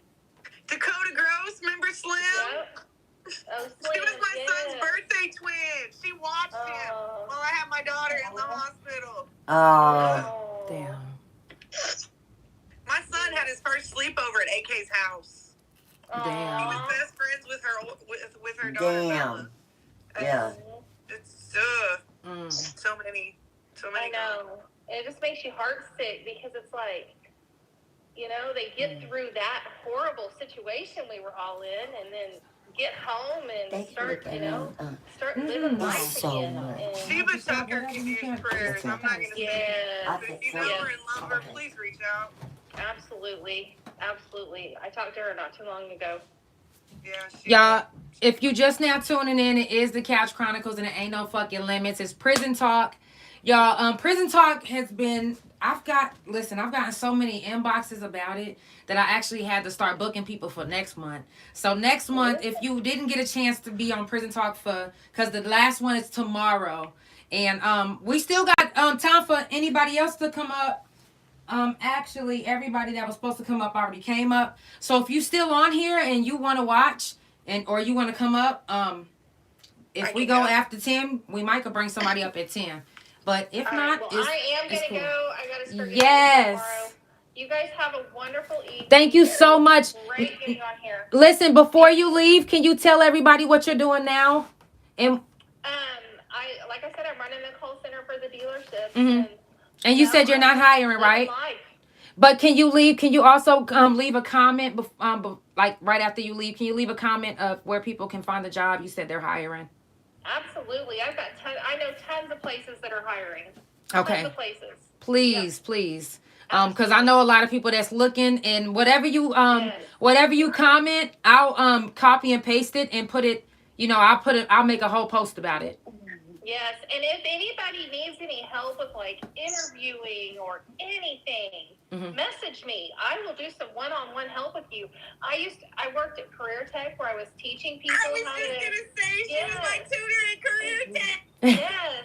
I would help people do that. When I was working in the library for Miss Cash, I was helping people write their papers for college. And if you guys need help, just message me, man. I will be happy to help anybody out. And it's just a way to kind of give back a little bit, because some people just don't have the training that they need. Right. And, if you need help finding a school or if you need help finding an education source or anything, let me know. I am the first one to say use your resources. Right. And if you need help, let me know. I can hook you up with some people. Tammy Franklin, Christy Luther, all of those ladies who are doing that stuff, I can get you hooked up with them too. Yes. They've got a lot of stuff going on too. I need a job. A lot of the prison ministries are helping out still with people who are out. Tammy Ackerman, Yes. I mean, they will help too, and they will help turn you on to other resources. And, a lot of people just need that little push. Right. And, and if we can help each other, Exactly. I gather up clothes Exactly. from people that I know, and I take them to, I've given Christy Luther for the RISE program tons of clothes. I take them to some of the churches that I know do church ministry for men getting out of prison, for women getting out of prison. Well, Dress for Success. Second Chance Thrift Store on. She does a lot for inmates. Anything that you can do to help, kind of just give somebody that little extra that they might need. Right. And because sometimes that's just a little bit of help that they need. Facts. That is the little bit. I kept my dad. Who helped me. Please make sure you leave that in the comments, and I will definitely make sure to copy and paste it and make a whole post about it. I mean, I'm going to alter it and put my little pizzazz on it. But, you know what I'm saying? But I thank you so much for being on the couch. Swear, I promise. I definitely appreciate you for being on the couch. Your information is in the description so people can follow you there. But also make sure you leave that comment for me, please. Absolutely, I will do that. Thank you so much. You too. Have a beautiful night. Bye. All right. Bye. Anybody else that want to come on up, send me another request. Steph. Oh, yes. There's a baby. So, Steph, let me ask you this. What was the worst thing that happened to you when you was on the yard? Or not even just to you, or just when you was there? Oh, I'm sorry. Oh, wait. I'm sorry. Wait. Before you start, yes.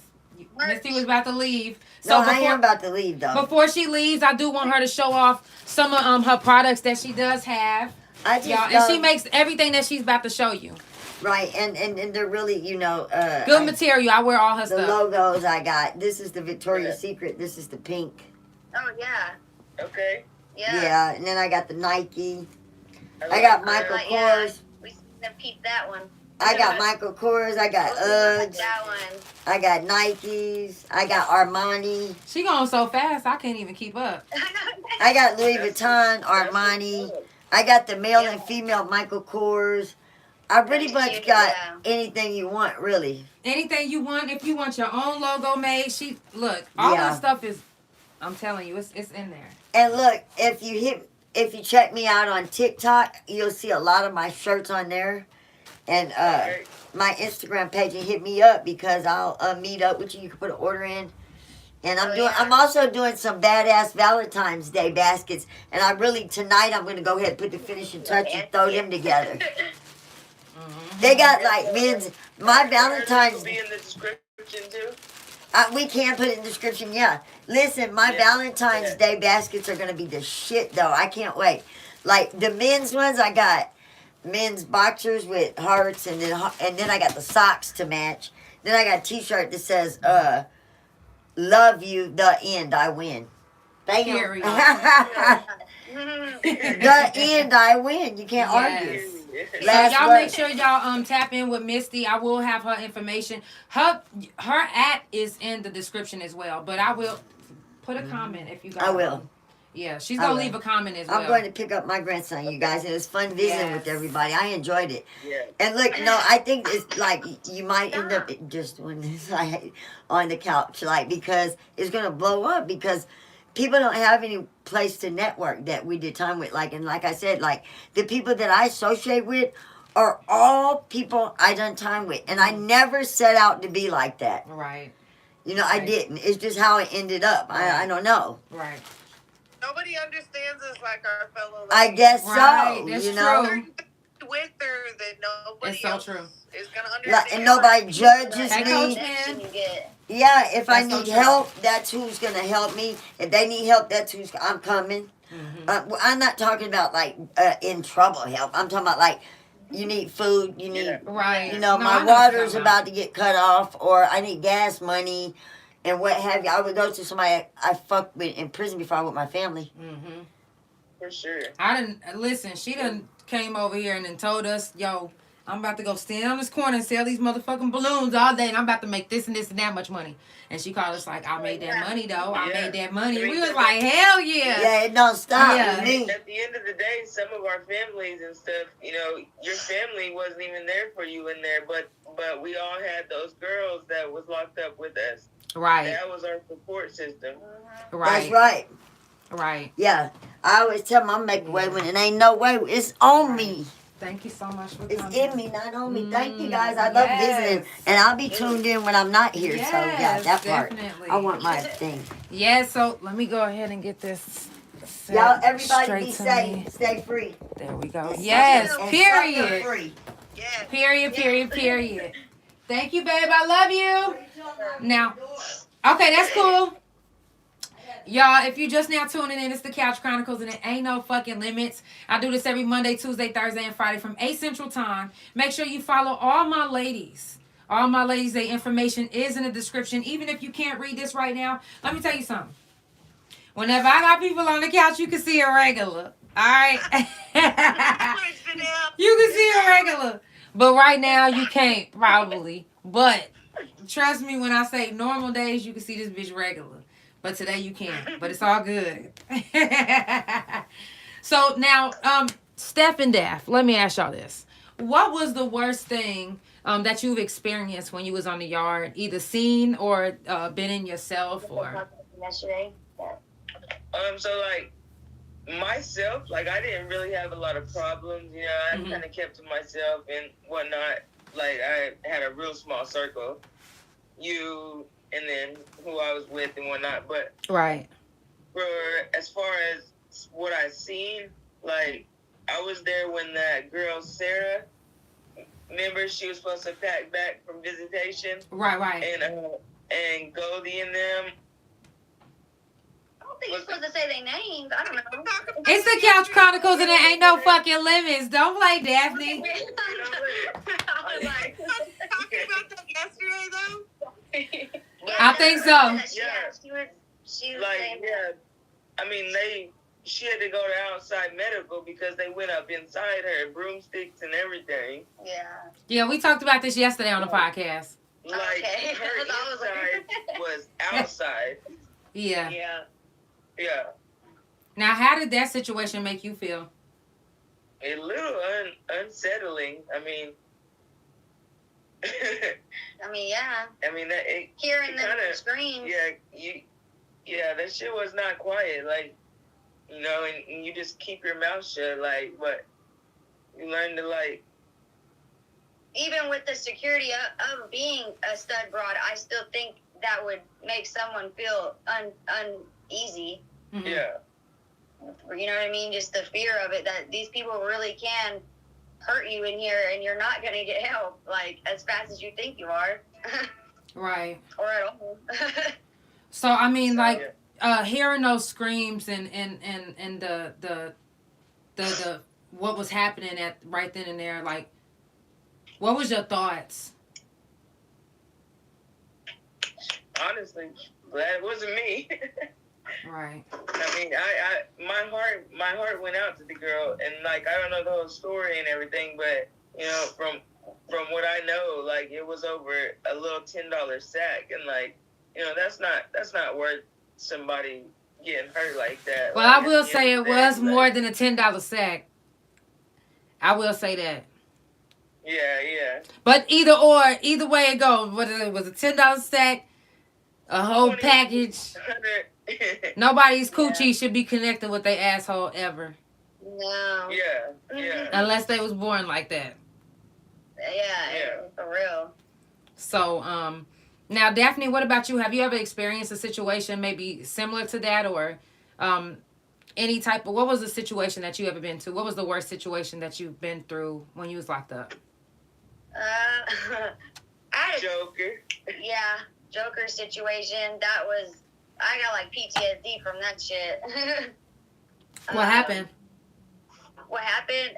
Well, it was. I mean, I know what happened, but for the people that don't, that's watching, that maybe don't know.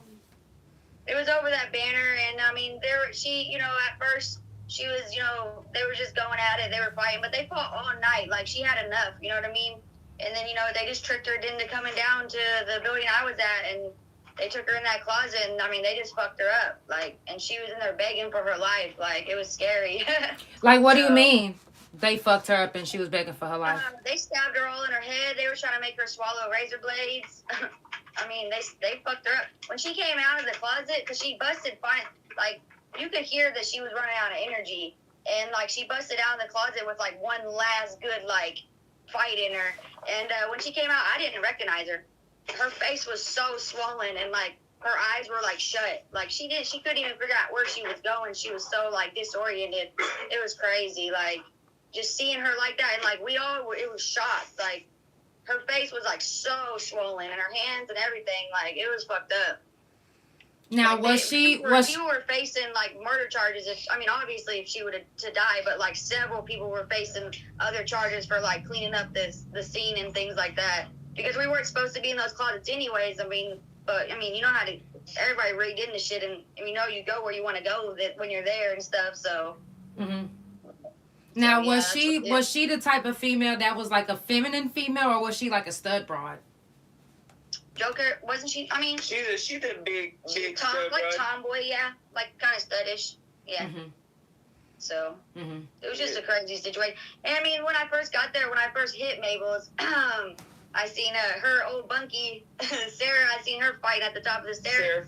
Sarah Foreman, and like she was real nice to me. Me and her got along and stuff like that. I mean, I pretty much got along with everybody because of the aspect of my art. It kind of gave me a connection through doing tattoos and things like that, where I didn't have, I mean, if I said I was going to give you a tattoo, I gave you a tattoo. And I'm not trying to like toot my own horn or nothing, but I'm a really good artist. So like, I never disappointed anybody. I never didn't come through with a deadline. If I had to make a banner, something for your kid, envelope, whatever, I always gave it to you days prior to you wanting it. So like, I never really had no problems with anybody or anything. I mean, I ran the yard as much as I wanted to. I got all these misconducts. I did my time very bad, and I still didn't have nothing really happen to me personally. But like seeing her, I mean, I seen her bust a bitch up, and when I first got there, and I was like, damn, this shit's real. Like when I first got there, so damn. But other than that, it was probably the Joker situation was probably like the worst shit I seen when I was there. I mean, I heard the other shit like, you know, girls getting jumped, things like that. You know, all that stuff. Just like. I mean, I don't want to say normal, but it gets normal when you're in there. Here, oh, someone got their head, they got 15 stitches or this or that. It just got to the point where it's like, that's all. You know what I mean? Like it just, right. You're just like, okay, next, what's gonna happen to 15 minutes from now? So right. I just kind of just did I mean, like I ran the yard though. I bull dyked and everything. Like I was bad. So like, now let me ask you this. She humbled me. Now, in from your perspective, when you seen all of that shit happen with Joker, what was your thoughts? What was you thinking? I was thinking like, damn, there's like 70 of us in here, and we're just sitting here doing nothing, man. Like we could go open this fucking closet and help this girl. Like we just all in here being cowards. Like there's more of us than there is of them. Like there's 3 of them in there. What's the big deal? Why can't we go save this girl? She's pleading for her life. Like You know what I mean? But it wasn't my business. So I stayed out of what was not my business. So did you feel guilty about that? Hmm? Did you feel guilty about that? Oh, hell yeah. I still do. Mm-hmm. It's fucked up. I mean, I just don't understand it. Like, we could have banded together or something, but you don't really have that in there unless you got a click, and that could change the next day over because of what someone heard or because of what someone thought they said or whatever, a fucking look. You know what I mean? You could think that's your homie, and the next day they're fighting you, so. Yeah, I mean, it could, just because, like, you, even if you was to stand up for somebody like that, and you get just worse. because you're, like, saying, like, okay, she's had enough, like, enough's enough, you know, she learned her lesson, like, then it turns on you, and then you're getting your ass whooped like that, and the same shit can happen to you in the same sense. Yeah.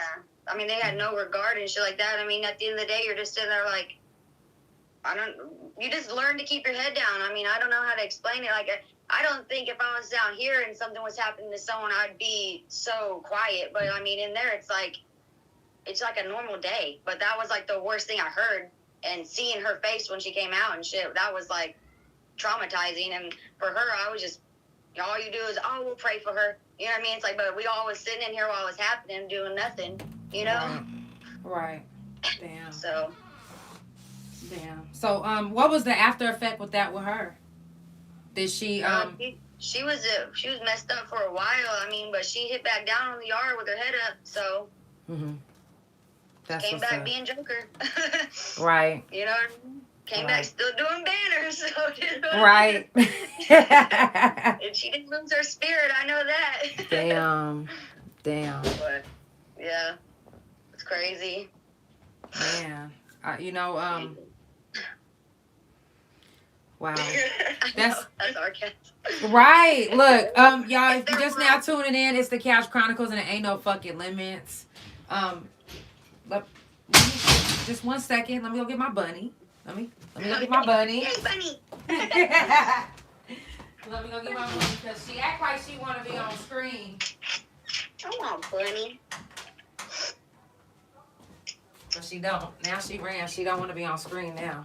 So. Aw. So, wow. You know, this is. What was the best thing for on the yard for y'all? I know mine. A lot of things. Like, I had a lot of good things. One, you singing. Oh God, check that all the time. Thank you. Like, that was one of the best things ever. Mm-hmm. Like, I mean, because that's a light in the darkness. Like, and to see you still doing it out here in the world, like, you know, to talk about it in there is one thing, but to come out and actually, like, pull through and do it and just keep on with it, like, props to you for that. Thank you. Thank you so much. That means a lot to me. Yeah. What about you, Daphne? What was the best thing for you on the yard?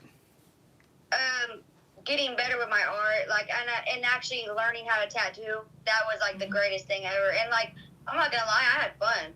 You know, I had hella fun. I mean, I got to the point where I was like, this is a camp. Like, I went away to college. Like, I was just kicking it. Like, you know what I mean? Because I mean, I fed myself. I kept myself up. I got everything I got through my art, but I also got to the point where in there I couldn't get the references that I needed or wanted. There was no, I don't know how to draw a horse, and let me just go Google it. Like, you know what I mean? Unless, you know, you got a phone and shit, but even then, you ain't that big a screen and stuff, so you have to go with your creativity, and I learned I can draw anything now. Like, it's just in my head, I can draw it. That's what's up. And I can tattoo, so I learned that in there, and that was like, that's like my joy. So I'm still scared to touch a real gun, but I got 2 of them right now, and I'm going to practice on her because she don't care, so. Wait a minute. So you were still using the stick and pokes? No, I just used the makeshift one, you know, razor makeshift. Oh, that's whoa. God dang. You wasn't playing. You wasn't damn playing. Yeah, I had several of them. Wow. Now, what about you, Candace? What was the question? What was the best thing? I had to go get me some smoky. Right. What was the best thing for you on the yard? The the best thing on the yard for me. So I actually did dabble in tattooing a little bit myself too, and artwork, but that was hacky. Hacky, running, and music was my outlet. I've never been able to sing, but I loved listening to y'all. I loved hearing the rap battles and the singing and the just, I don't know. And then hacky. I was always out there playing hacky. And hitting the fucking track, working out. Hell yeah. Hell yeah. I love me some hacky. If I could find me a hacky group right now, I would be playing. I would be playing. Every Sunday, look, every Sunday we started doing game night, so we do like spades and shit like that. So, yeah, we be bringing back the vibes. We be bringing back the vibes. Now, I do want to ask Steph and Daph, what are y'all doing now in your lives? Can I go first? No, you can. So, me now, I'm basically, I opened the dispensary with kind of partnered with an investor and opened the dispensary. I'm now the owner, operator, manager of Elixir in Tulsa. Okay. No, broken out. Well, it's BA. It's still Tulsa. I get it. Yeah, so I manage and run a dispensary. What's the address so people can come shop with you? Mm-hmm. No, she asked a question. What was that? What's the address? Do you know the address? Yeah, 8035 South Mingo Road. Y'all make sure y'all go shop. Yeah, Period. Elixir. Here it is right here. Yeah, yes. Hell yeah, that's what's up. I'm glad you got it behind you. That's dope. That's dope. Y'all make sure y'all, and also make sure you put it in the comments as well. Okay. I will. I'll drop it in there. Yes, yes. Now, before we go, because we didn't have anybody else that joined, so y'all, if you are just now tuning in, it is the Couch Chronicles, and it ain't no fucking limits. We about to wrap it up, but we gonna pick it back up tomorrow with round 3. Okay. Right. Yes, we're gonna pick it up with round 3.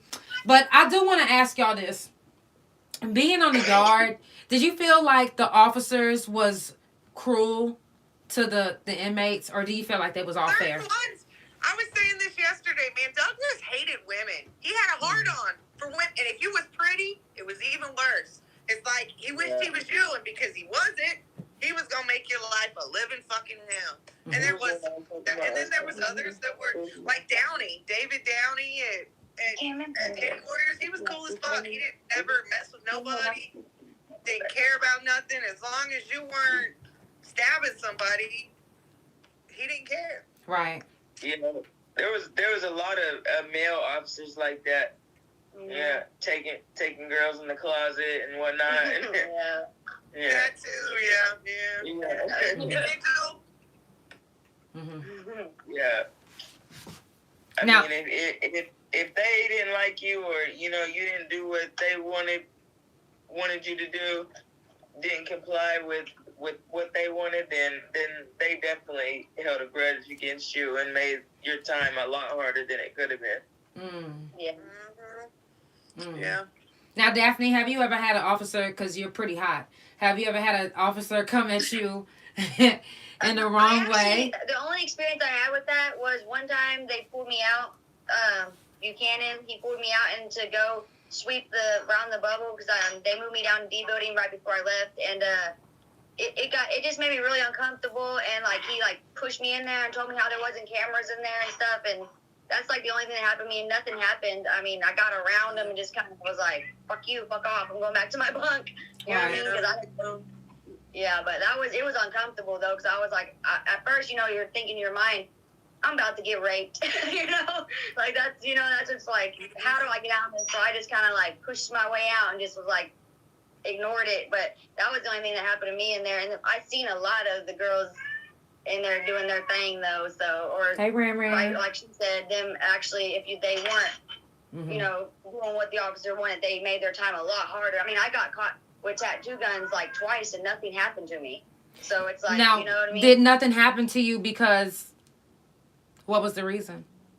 I I really don't know. Honestly, it's because what I think it was is because each time they were in, I can't really say it was me who got caught with it. Like, it wasn't on me or in my bunk.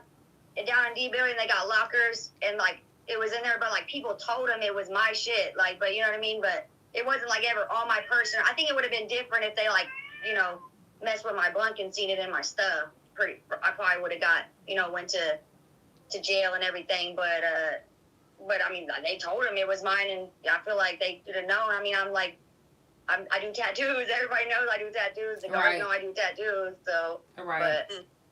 And I feel like if other people got caught with bullshit stuff and would get, just constantly getting their bunks flipped and shit like that, just constantly getting picked on and shit. But now, Stephanie, did you believe that the black people got treated different than the white people? Or did you get treated differently because you was light skinned? Oh yeah. And what type of way? What was that? It cut out. I said, in what type of way? Oh, every way. Like, discrimination. Yeah, they definitely got discriminated. I seen that. I agree with that. Natives too. Natives too.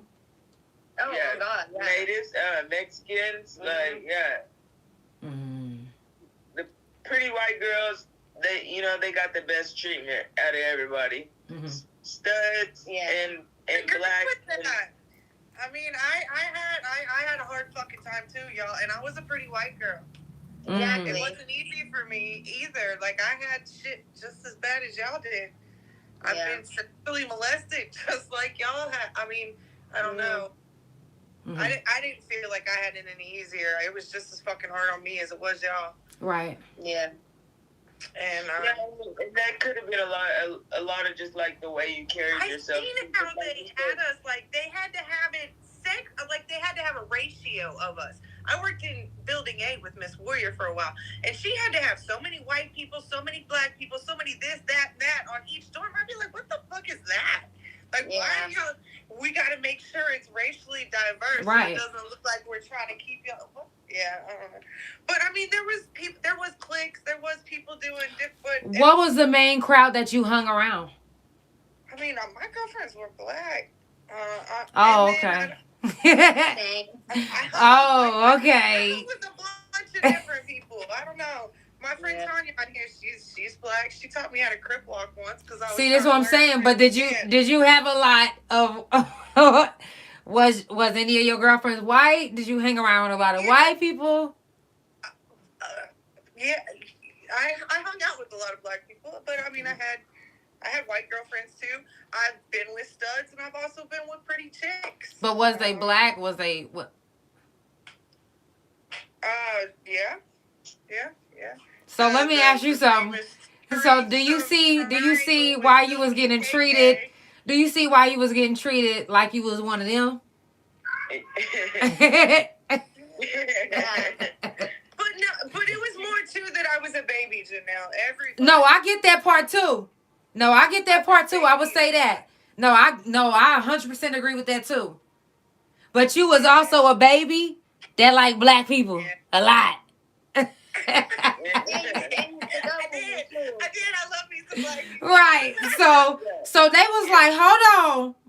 You want to act like them, you gonna get treated like them. So that's why you had it just as bad.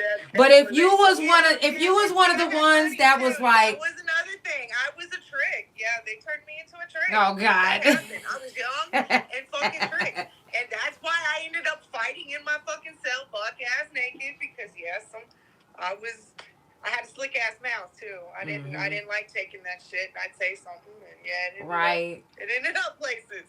Right. Look, Angel was like, and you had that money. Yeah, that.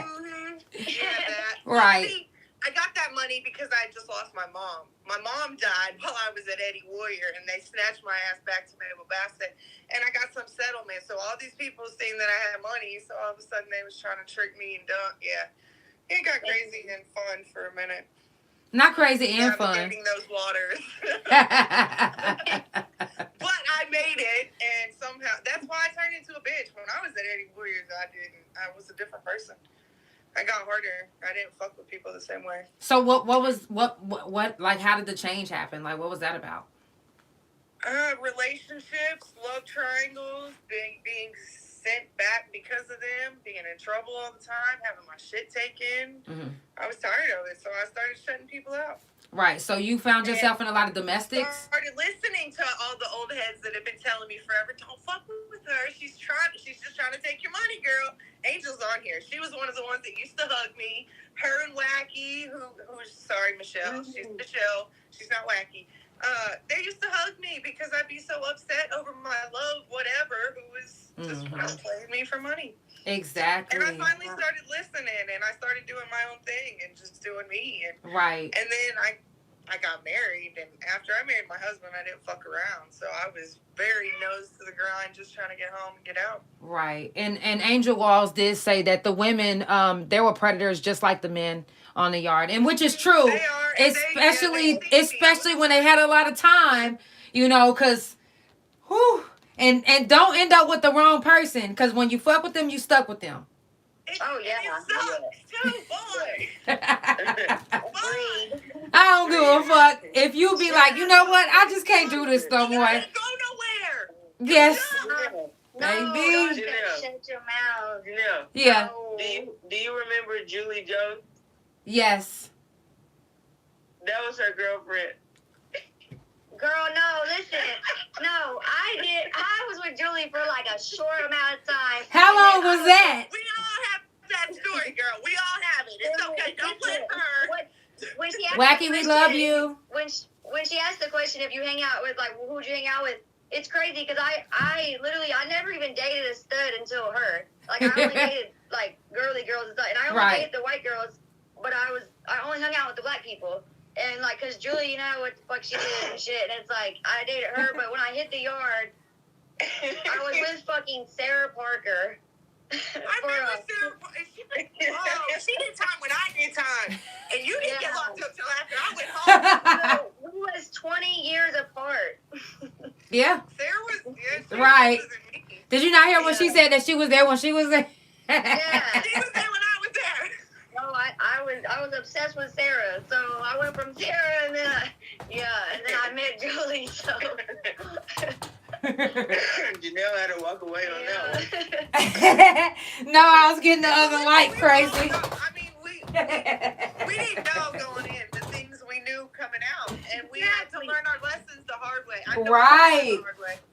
And the last one I was with was the one I was with the longest, which was even worse than both of them. No, I don't want to say worse because she might watch it, but which was Red Bull, which was Brittany Byington. And everybody was telling me don't fuck with her, and I was like gonna marry her and everything when I got out. Right when she got out, she marry was just her. a needle junkie and hopped on dick.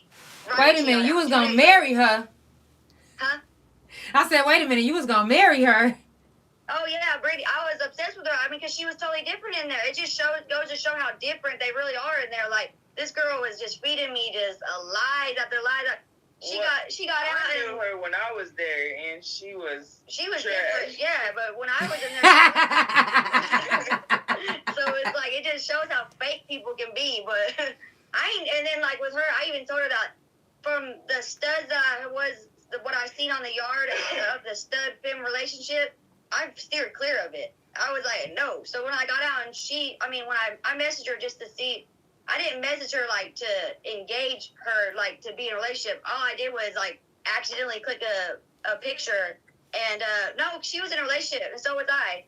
So, like, she messaged me back, and then, like, she told me she was in a relationship, and I'm not a cheater, and she's not a cheater. So I was like, nah, okay, fuck it. 2 weeks later, we messaged each other again. Like, we single. We single now. She actually messaged me, and I was like, okay, well, I'm still in a relationship. And she's like, okay, well, hit me up when you're not. And then like a week later, because it was like real short, I was like, well, I just so happened to be single because I was like, fuck it, I never been with a stud. Let me try it out. That is hilarious. Scared. I mean, seeing them relationships, I didn't want that. Yeah, I had one, and that relationship fucked me up. Real good. Too good. Right. I don't remember Liddell. I'm talking to the y'all know the shit out of them girls. I was like, oh, I can't be. Did y'all find yourselves in a lot of domestics? Did you find yourself in a lot of domestics? Me? Any one of y'all? Inside? I She was be good, dumbass. I was in a couple. 9 years. She lying. She was with Jackie. Jackie be trying to whoop on her. At Mabel's, one time Nisha busted me over the head with a hot pot. NC3. I want to date Nisha so bad. I remember that. I did. I remember that. She said you would. She said you would. I remember that shit. It's your fault. It's her fault. I'm on Nisha's side. It's her fault. Just be in that bitch's room. Right. She was like, when I just remember, I think what was left? The handle, I think. Yeah, it was just a handle. Damn. Yeah, only thing was the handle left. Yeah. Oh, Listen, man. I had to hold Slim's head together one time after toddler. It hurt so hard in the head. I don't remember what she did. We was trying to hide it from the police because we didn't want him going to jail that day. And I was literally trying to hold her scalp together from where it was like gashed open her. Yeah. It was insane. Oh, before I left Eddie's, I almost didn't leave Eddie's because, first of all, when a stud come out of film, it's totally different because we like, first of all, bitch, we gonna beat your ass then. Because you not finna come at me like you some big ass man and think you about to just whoop me because you just not. So, this stud girl was just like, yeah, well, first of all, this film, she was like, can I tell everybody you my girlfriend? First of all, I'm in Eddie's. I didn't know nobody like that. I didn't tell nobody when I was leaving. I just was ready to get the fuck out of there because I wasn't supposed to be there. So, I was like, yeah, you could tell them. I don't give a fuck. So I go to Canteen, get my pistachio almond ice cream because that shit is my favorite. Okay, before I went vegan, that was my favorite. So I was getting my pistachio ice cream. And as I'm sitting by my dorm, the stud come up to me like, yeah, bitch, I'm gonna whoop your ass. You talking to my woman. And I'm still eating my ice cream like girl, first of all, and I pulled out a brick that probably was about this big. And I was like, I said, you see this? This brick? If you run up on me, I'm going to beat you in the head with this. I'm just keeping it real. Because one, you a stud. And you supposed to be... And you bigger than me. Two, I'm just letting you know that if you do run up on me, I'm going to beat you in the head. Yo, her friends was like, whoop her ass. I don't get... She ain't going to do it. You beat her motherfucking ass. I was like... So I'm eating my ice cream. And as soon as I seen her that she was about to run up, I said, oh, she's serious. Let me put my ice cream down. So I scooted my ice cream to the side. And she runs up on me. Yo. My hand must have been moving like motherfucking Flash. That shit was moving so fast you would have thought it would have went inside of her. Okay? Survival mode. All I remember was blood was just squirting everywhere. They was like, she really did it. Oh, well, yeah, I did. Yeah. She really did it. How did we think this was a game when I just showed y'all how big it was? I said, you see this? I'm going to beat you in the head with it. This ain't no game. I gave you a demonstration of it. The fuck? So, as she was trying to hold together her head, I grabbed my ice cream and I went to the bench. I'm about to ask what happened to the ice cream. Girl, I finished eating that shit right on the bench. And that's what saved me from getting out because when they found out, like, you know, in Eddie's, when you about to discharge, they call you to the front. Yeah. Maybe like 2 or 3 days before or a week or something. So they called me to the front. Miss Warrior. Yeah, they called me to the front. They was like, you leaving? I was like, probably. They was like, I'm going to make sure you don't leave. You just bust my homegirl in the head with it. I was like, all right. So she went up there. She went up to the admin and was like, yo, my head is busted open. I need you to make sure she don't leave prison. Because da-da-da-da-da. They was like, well, if we look at the cameras and we could see that you did something, then you're not going home. Man, all they seen was me eating my fucking ice cream. Okay. Okay. Fuck do you mean? No. Hell yeah. I'm like, that's some rumor ass shit. She tripped and fell. I don't know. You know, sometimes we got to play the system like the system playing us. Oh, God, Exactly. yeah, I agree with The that. cameras didn't be working as good as they wanted us to believe they did either. Oh, yeah, Exactly. for sure. Yeah. They Exactly. Their eye in the sky. Right. They could see Right. the C number. Right. Now, how was, I know I'm keeping going on with questions, but how was shakedowns whenever y'all was locked up? It's horrible. They fucking tore our shit up. If they was looking for a cell phone, nobody was fucking moving anywhere. We would. Yeah, No, I'm not saying we would, but bitches would be like, motherfuckers, give it up. Just tired of being on lockdown. What was the longest that they had y'all on a shakedown to where y'all couldn't use a bathroom or nothing? Yeah, one time it was like all day. Yeah. Like they wouldn't let y'all use the bathroom? They kept Huh? Eddie. No, not you, Steph. I'm asking Candace. No, can't listen. They didn't let y'all use the bathroom or nothing? They would escort us. Like they Okay, listen. They would take us in groups and shit. So this is what they did one time at Mabel's. We literally was in the shakedown, I want to say for 18 hours. They wouldn't let us use the bathroom or nothing. The motherfuckers was pissing on themselves in the gym, shitting where they were sitting. Damn. Yeah. They wouldn't let nobody, they didn't give a fuck about none of that shit. None of that shit. People don't believe it. Like they lose water and shit, and all the shit backs up, and they do nothing. Oh my God, yeah. They didn't give a fuck. Everybody was doing what they needed to do in the gym. They wouldn't, I'm talking about the whole compound was in the gym. Damn. The whole compound. I'm talking about damn near 18 fucking hours. And if you had to piss or shit, you wasn't going in the bathroom in the gym. You was doing it right then and there, right there in your, wherever you was at. Yeah. And getting woke up all times of the night for fucking... Right, pissing in bottles. And then people season out because of the noise. They know in the flashing lights, so you got people having seizures everywhere. Just see, looking, everybody's just dropping and flopping. I've And you're never like, seen seizures like I did in prison. Yeah. And you know, I really feel like a lot of those seizures was induced. Keisha said, she said, I remember at Mabel Bassett, they had all of us in the gym and people were turning the Arabic steps and peeing it. Yes, that's the same time, Keisha. That's exactly what I'm talking about. We had to use the bathroom, like literally, like, I'm talking about motherfuckers was like, cause it was like, we couldn't hold it and they wouldn't let us go use the bathroom for shit. I'm talking about I don't give a goddamn. Now me, I ain't gonna lie, I held my piss the whole time because I just was like, fuck them. That's how I was so mad. But I had to pee so bad. I've been having to pee since we got on live, but I've got so used to, you know what I'm saying, that I just like shit. I'm with you, girl.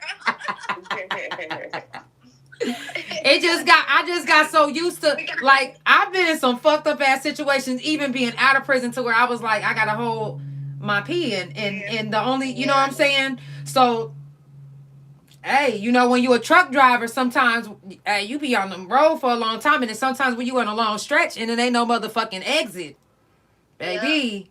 Or even when you ain't no truck driver, you. I wasn't there for that. What they say? They did that one when we didn't have no water. They did that. Yes, I remember when they brought the porta potties. Oh my goodness. I'm looking at all the comments.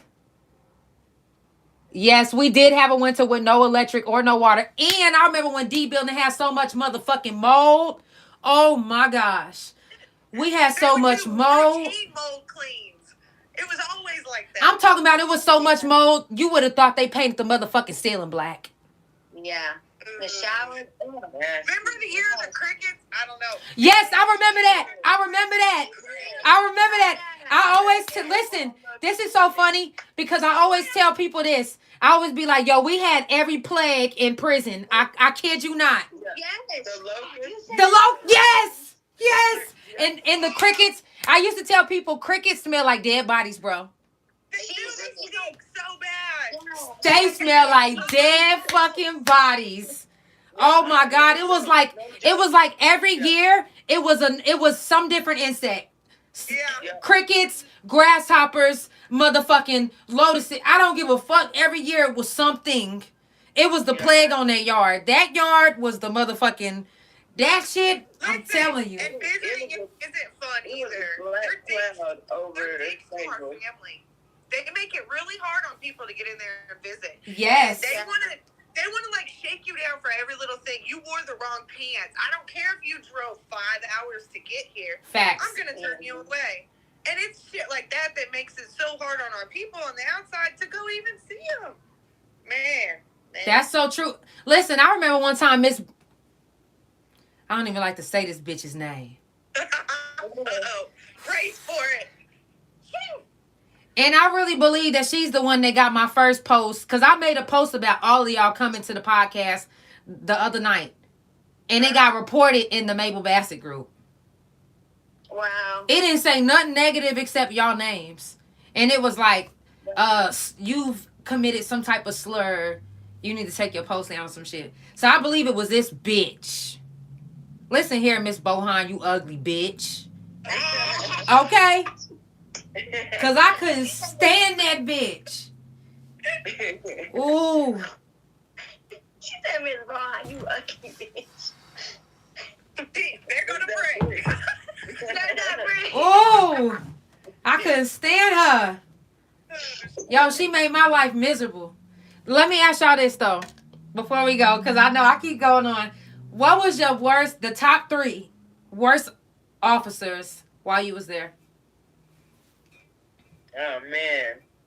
Even if you got a top 2. Man. Even if you got a top 1. The fuck? Top 2, Santiago and Kruger. Okay. Because you was a stud. How you say her name? Talbot? Is it Talbot? Yeah, Talbot I think... and Buchanan. Because he always fuck with me, so... Oh, damn.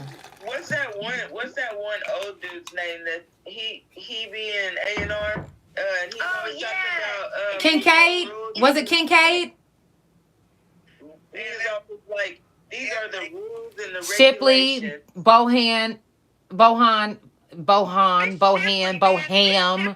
and Latham. Everybody mentions her for a fucking reason because that bitch was evil. Yeah. She hated us. Yeah. She was. I remember that. She said the old short white hair was Mr. Rice. Mr. Rice. All the little shit Shipley did just to make our life. Ugh. Yeah. Miss Bohan too, yo. Let me tell y'all something. When I got shit from Mabel Bassett, Miss Bohan put a pillow over my face and was trying to suffocate me while I was asleep. See. And I got on the phone and I called my mama and I said, Mama, this was the last strike. That's all I said. And after that, they said I made threats. I couldn't even touch that bitch because of what I said on the phone. Damn. So instead of me, and I told them, I said on the phone, I said, Mama, I said, when she come in or when she come back into this door, I said, Mama, that's all I'm going to tell you.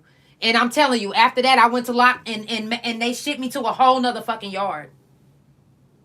I never got to talk to anybody else after that, nothing. They shipped me. I didn't get to touch her. I didn't get to spit, pinch her eyelid, nothing. And I was willing to give it all up.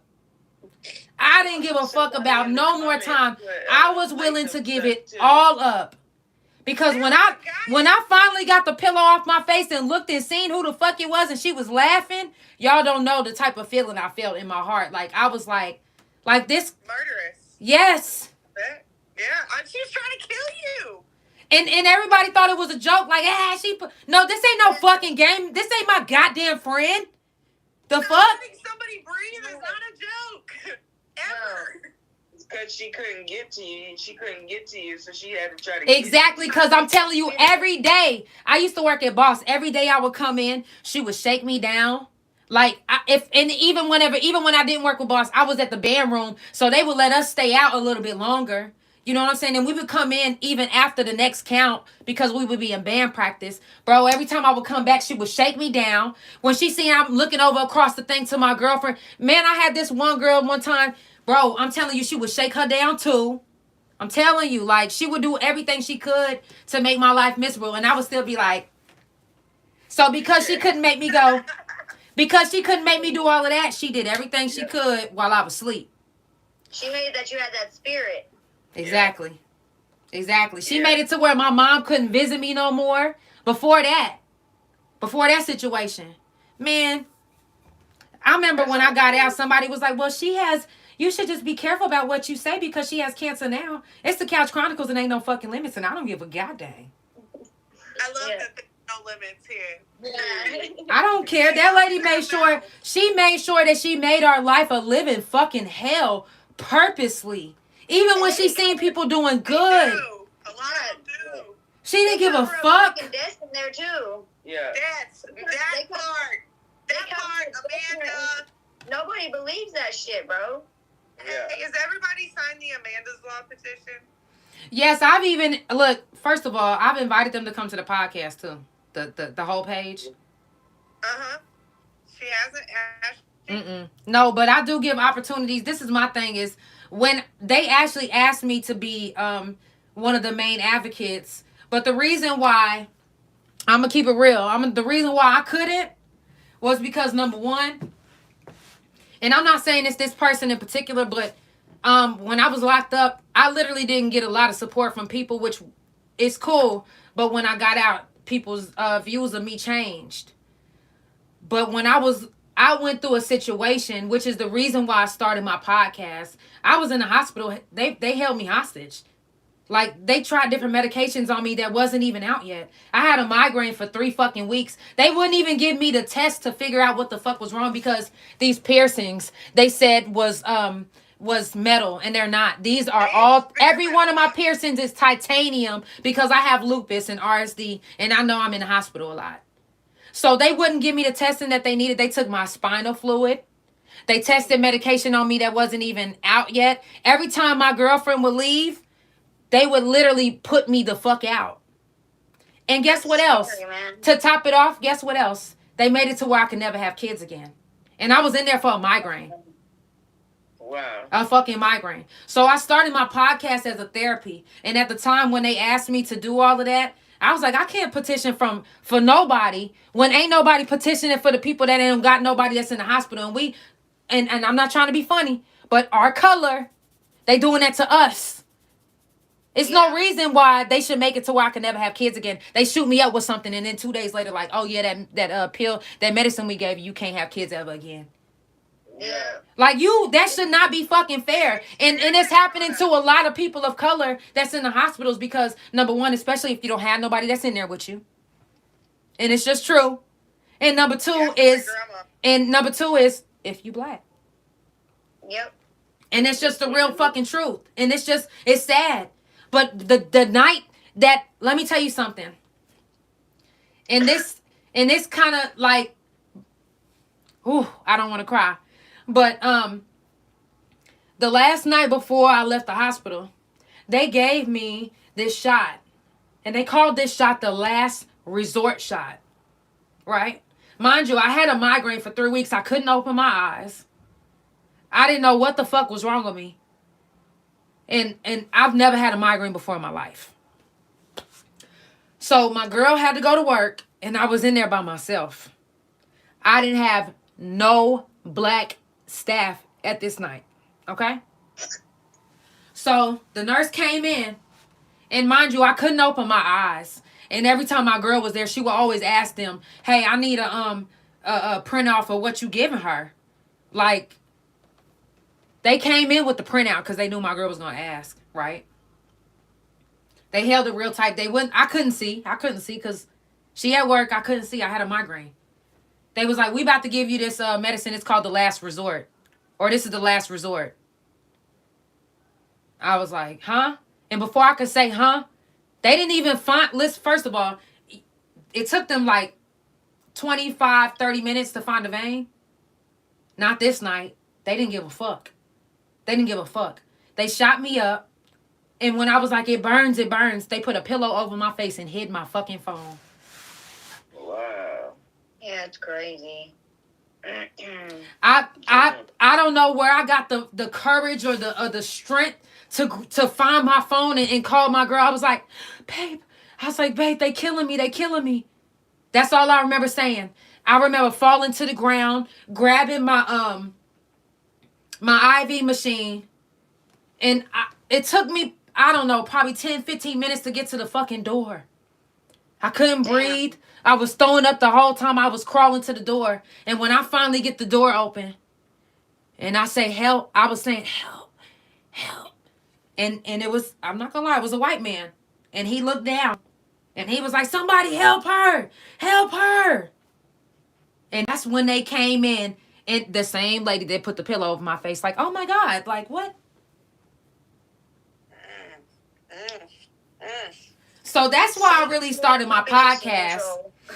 That's why I really started my podcast, because I was like, I need therapy. Like, I'm literally like, I'm fucked up after this. I have demons too, and I have to fight them every day so I don't take that anger out on because I have kids. Right. I have children that I can't let these demons that I done picked up from all the shit I done seen and been through. Yeah.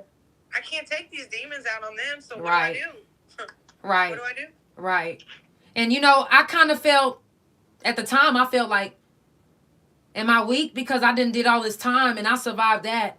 But I let, in my head, at the time, I was really fucked up. So I was like, and these white people see me at my most vulnerable, like, weakest, and they took advantage of that. Not only did they make it to where I could never have kids, but they tried to kill me. The last resort medicine that they gave me, do you know when I say, I swear to God, that shit felt like the lethal injection. That shit burned me from the inside out. I was throwing up. When my girl got there, it was still blood and throw up all over the floor. They didn't even clean it up. I had to lay in it until they discharged me. Wow. Hey, why would anybody treat that's... So that's why I really was like, you know, I'm starting my podcast to not only bring awareness to everything that happened in prison, or that's why I named it the Couch Chronicles No Limits, because it ain't no fucking limits. I don't want to talk about just my music career or just prison or just because I done been through some shit, even being out of prison. You know what I'm saying? Especially whenever they see you, that you got a number or that you did some time, they don't give a fuck about you. You think they wasn't looking me up while I was in the hospital? Come on now. And then they seen that, oh my gosh, she's a singer. Take that bitch out. Yeah. That's how I took it. Mm-hmm. Because that's all the fuck that happened. And I was literally making posts on my Facebook like, yo, hey, y'all, I'm in the hospital. Please come see me. Like, I only had like two visitors. No lie. No lie. So I was, at the time when they was like, hey, I need you to do this, I was like, man, I was literally begging motherfuckers to come to this hospital just to please just sit with me. Because these people is taking advantage of me. Just sit with me. I don't give a fuck. Like, if I got to pay you, I will. Like, I just wanted somebody to sit with me. And nobody came except for 2 people. And it was just like, I couldn't see myself standing up for nobody when nobody stood up for me. When I needed help, you know what I'm saying? And I'm not trying to be rude or nothing, but it's like, we out here too, and we going through shit too, just like they going through shit in there too. You know, so I wanted to just make my platform big enough to where anybody can talk. I don't care what it's about. You know, I don't give a fuck what you do. I want to support any and everything. So I still want them to come to the couch and talk about what Amanda wasn't that nice to me on the yard, but I don't give a fuck. Let's talk about it. That's why I say not everybody was nice to me, but I still want to help. Genuinely. Like I want to help. I want all of us to be, because we are somebody, we are more than a number. And when we got out, we wasn't treated like that. You know what I'm saying? Some of us went in when we was young. I went in when I was young. I didn't know how to just get out and just be like in the world or none of that shit. I didn't know that shit. Yeah. Didn't nobody, they was teaching us the wrong shit in prison. They wasn't teaching us like, hey, when you get out, this is how you need to be, you know, to make it, cause they gonna still treat you fucked up because of what you did. They didn't tell us that shit. They just said, oh, you come out here, you get this degree with us, and they're gonna give you a job. No, the fuck they don't. No. They don't. They don't give a goddamn that you got a degree or a college degree from prison. Yeah. No. They don't give a fuck about that shit. Stay or no. They don't. And it's like, you gotta really like push through that shit. Cause if you don't fight for you, and you don't, it really ain't gonna be nobody that's gonna fight for you. Because a lot of motherfuckers, especially in my position, they don't give a goddamn. They don't give a fuck. But I literally, I want to help. I'm gonna do prison talk every month until everybody get out what the fuck they want to talk about. I'm not playing. It's my podcast. I can do what the fuck I want. Yeah. And not only is it on Facebook, it's on Pandora, it's on Spotify, it's on YouTube, it's on Instagram, it's on everywhere. Like everybody's gonna hear. Like people in Detroit. I got fans in Detroit. I got fans in Atlanta. I got fans that I met since I got out. Cause the whole time I was locked up, I said, you know what? Nobody might not believe in me now. But when I get out, I promise you, I'm gonna be doing my music. I don't give a, the only thing I'm not gonna do is fuck to get my music out. But I'm gonna get this music out. You don't need to. You're talented. Thank you. And I literally feel like when I make music, especially when it comes to the yard, I'm singing for us. Like this is me, this is all of us talking. It's not just me. It's not just me. It's all of us. Cause this is our story. This is our story. When I did I don't know if any of y'all heard my single Time, but I made a phrase. I said something in there. Word for word. We can sing it right now. Right. Look, I said something in there that offended a lot of people. You know what I'm saying? Because I was like, my cellmate did 100 years on some dumb shit. But let me clear this up. Let me go ahead and clear this up.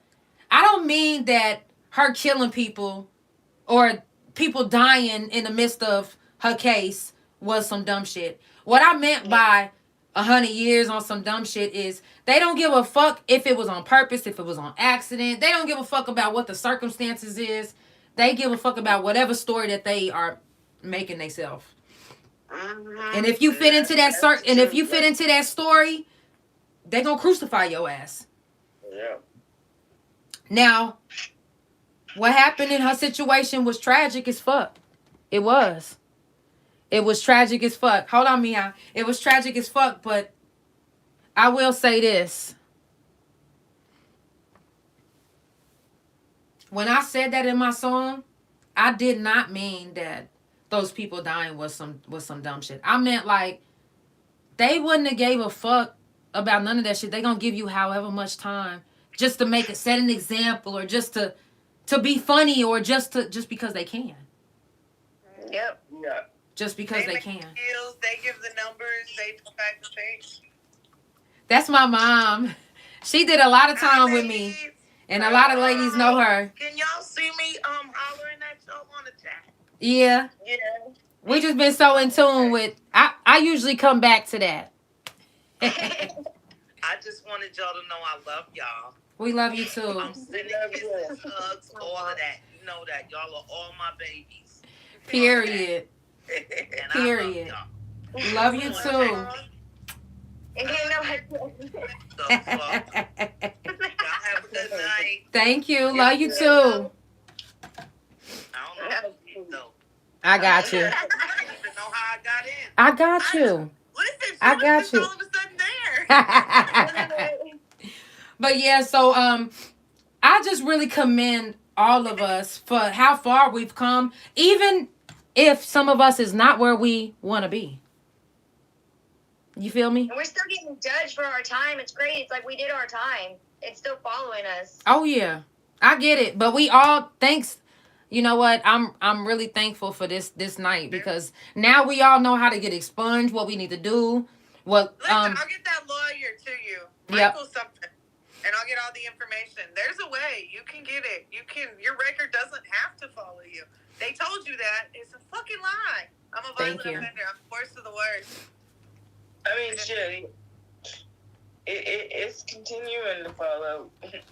I mean, I went to prison for shooting with intent to kill. And I literally, a guy was breaking in my back door. My grandma was on her deathbed because she had chemo.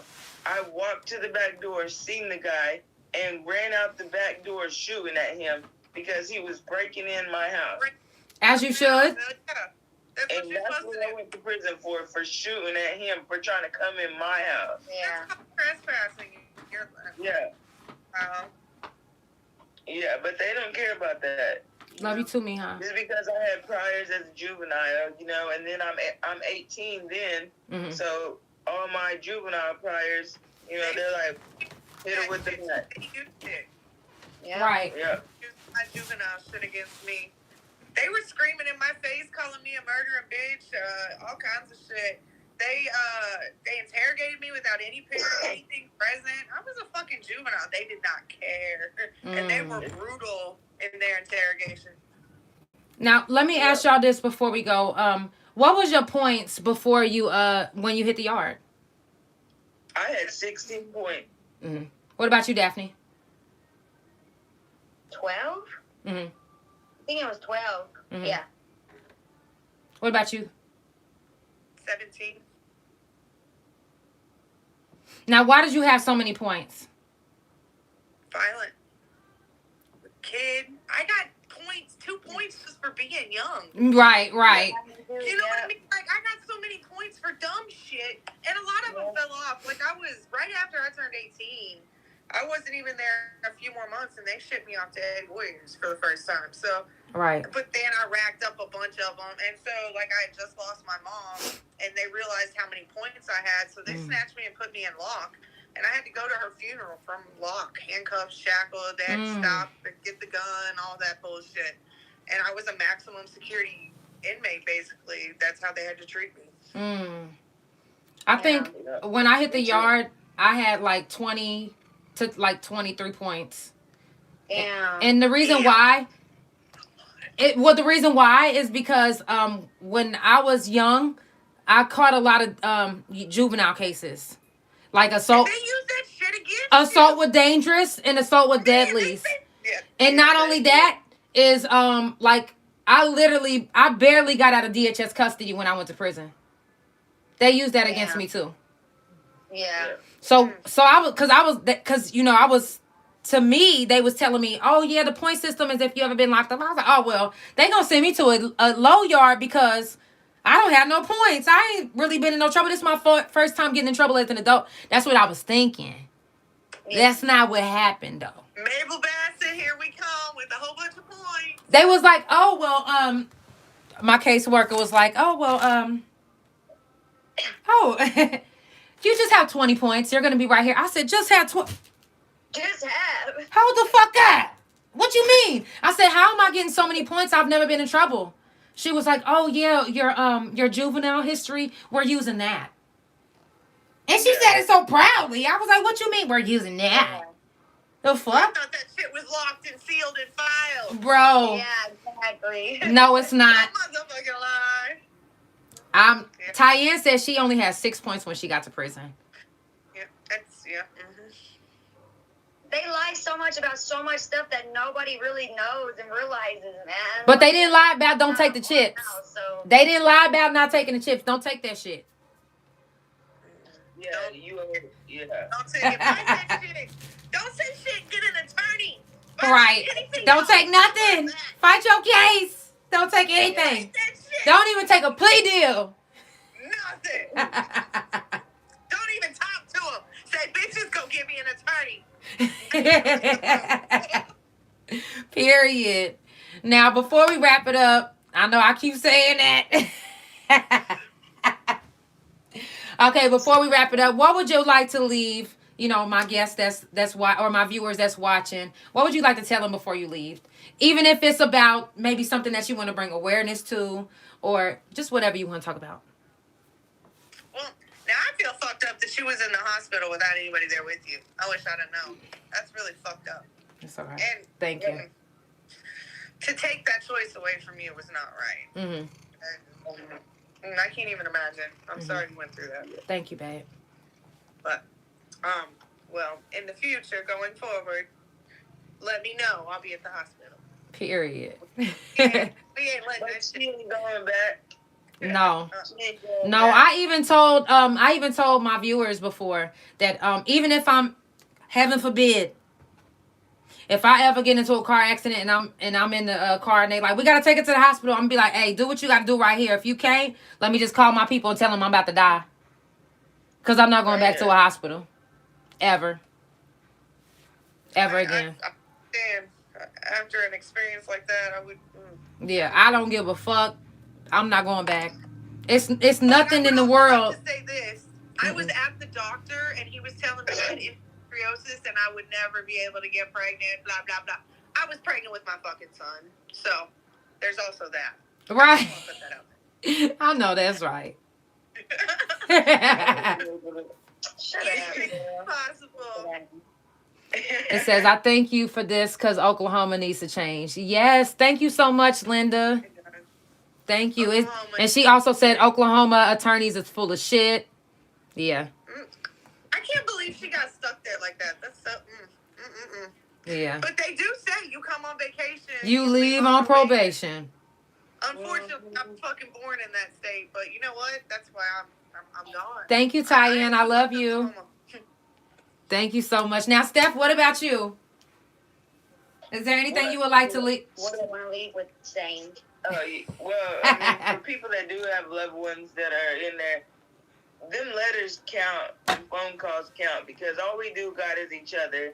Even if it's just a postcard every week, once a month, a little hello goes a long way. Definitely. Just to let somebody know that you're thinking about them. Yes. That they're on your heart and your mind. That is so true. What about you, Daphne? I love you too. See, that's my baby in the comments. She has been my best friend since I hit the first yard. Period. Y'all know who I'm talking about. Yes. Only two. Period. Love you. Girl. Yeah.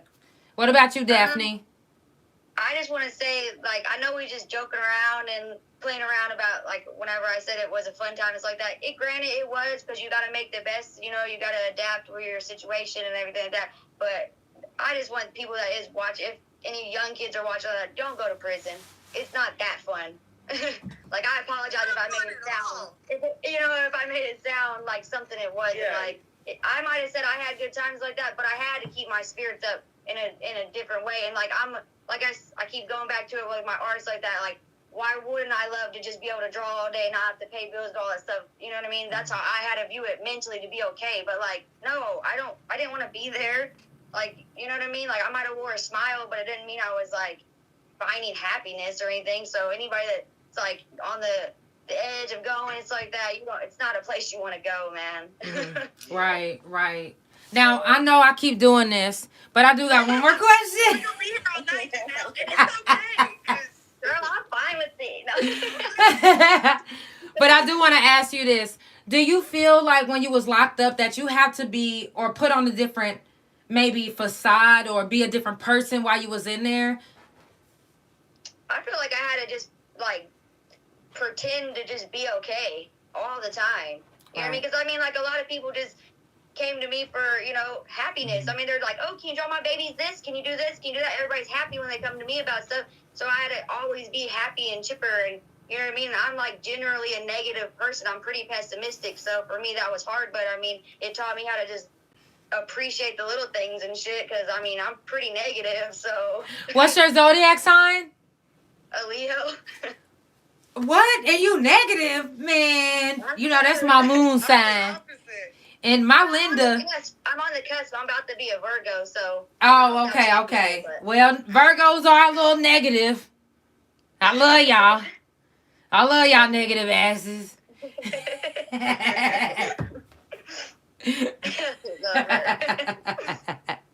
Look, Linda's like never. Linda's a Leo. She like never. What about you, Steph? Did you feel like you had to put on a different facade to be a different person? Not really. Right, because you a stud. It was easy for your ass. Anyways, next. Yeah, she had it easy. Next. No, I'm playing. She's the one doing the playing. And she was light-skinned. Chris Brown. Stop playing. They call her Drake and some more shit. Right. But I feel like this. I do feel like a lot of the studs did have to put on a persona of being a stud in there. Now, I can say for a fact, I've seen her baby picture. She's been a stud since she was 2. So, you know what I mean? But a lot of them had to do that, and I understand. I get it. Right. No, I've seen some studs that now, they wear heels now. Yeah. No judgment. I don't give a fuck. One of the main ones, girl, Asia Russell. I remember. I'm going to take a shot. Mom was in there, wasn't she? Yeah. And she was in there for 13 years. Big stud. You know what I'm talking about? This bitch is wearing a bumblebee skirt. Girl, shut up. This She look cute in that skirt now. No. Oh, Look her up. Did she look like a big buffalo? my nigga said, look her up. Yeah, exactly. I mean, Oh. sure you don't make you a stud, but No, I will say this though.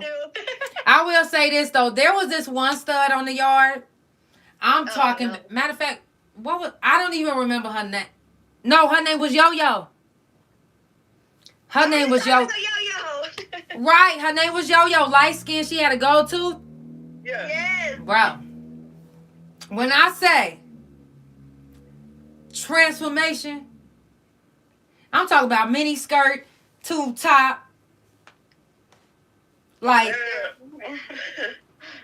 I was like, don't I know you? I was like, what? Ain't your name? Yeah. I was like, this is what happens though. Yeah. This is what happens. You can't really believe until you get out and then you really actually receive and then you ended up believing. Right. Okay. Agreed. So that's why a lot of people is like gay for the stay. Yeah. I don't give a fuck if you a big ass stud with a gold motherfucking tooth and a motherfucking manly ass monkey looking ass face. You got to come out looking like Tyra Sanks, not Banks all the way. Okay, I'm not playing. I'll be like, damn, didn't I know you as yeah, I'm still that girl. I was like,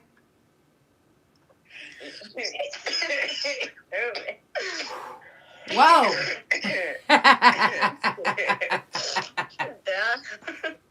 I mean, but I fucks with them. You know what I'm saying? It's cute to me. It's really cute to me how that happens actually.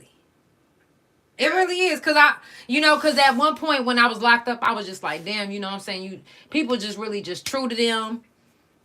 And then towards the end, I was like, these motherfuckers need Grammys in this bitch. Grammys. Acting like a motherfucker. For real. I was like, is this really happening? Like, even these staff members, like, do you really believe that you can do this in the world? Like, talk to us like this? You could never. You could never. Crazy. Exactly. You could never think that you really about to just really talk to us like we just in yo kind of thing out here in this world. So you a good actress and actor. So it was a lot of them on the yard. Yeah. So the nominee goes to them. For real. I definitely appreciate y'all for being on the couch, man. It was definitely a vibe. We're going to be back on tomorrow. I'm so proud of you. Thank you. Yeah. I think We're the world all of you. proud. I will be following you for life. All your music is Thank on you. mine. And all the love. Mwah. I love you. I appreciate you. Seriously. I literally, like, even though I know a lot of people think, oh, she's just doing this music for her. No, I'm doing this for all of us. Because even if you tell me, like, a piece of your story, I could write a song behind your story and we can do this shit together and you'll still get the credit too. I can give you notes for days, girl. I got some. Let's go. How does this? And I will be in Oklahoma in July. I'm coming to see family. I want to come see you too. Yes, I'm family.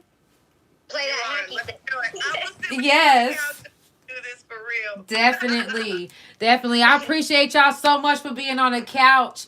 I love y'all. Oh yeah, Nicole, you said, yes, you know I'm on that TLC, Tastes Like Chicken. Shout out to TLC. I love you. I love y'all so much. Thank y'all so much for tuning in. I hope you stay keeping up with the couch and everybody else that's watching. If you haven't watched before, I hope you stay tuning into the couch. This is the second season. This is the second season. I love y'all. Yo, it's the Couch Chronicles, and it ain't no fucking limits. Y'all have a good night. Thank you so much. Ew. Yeah.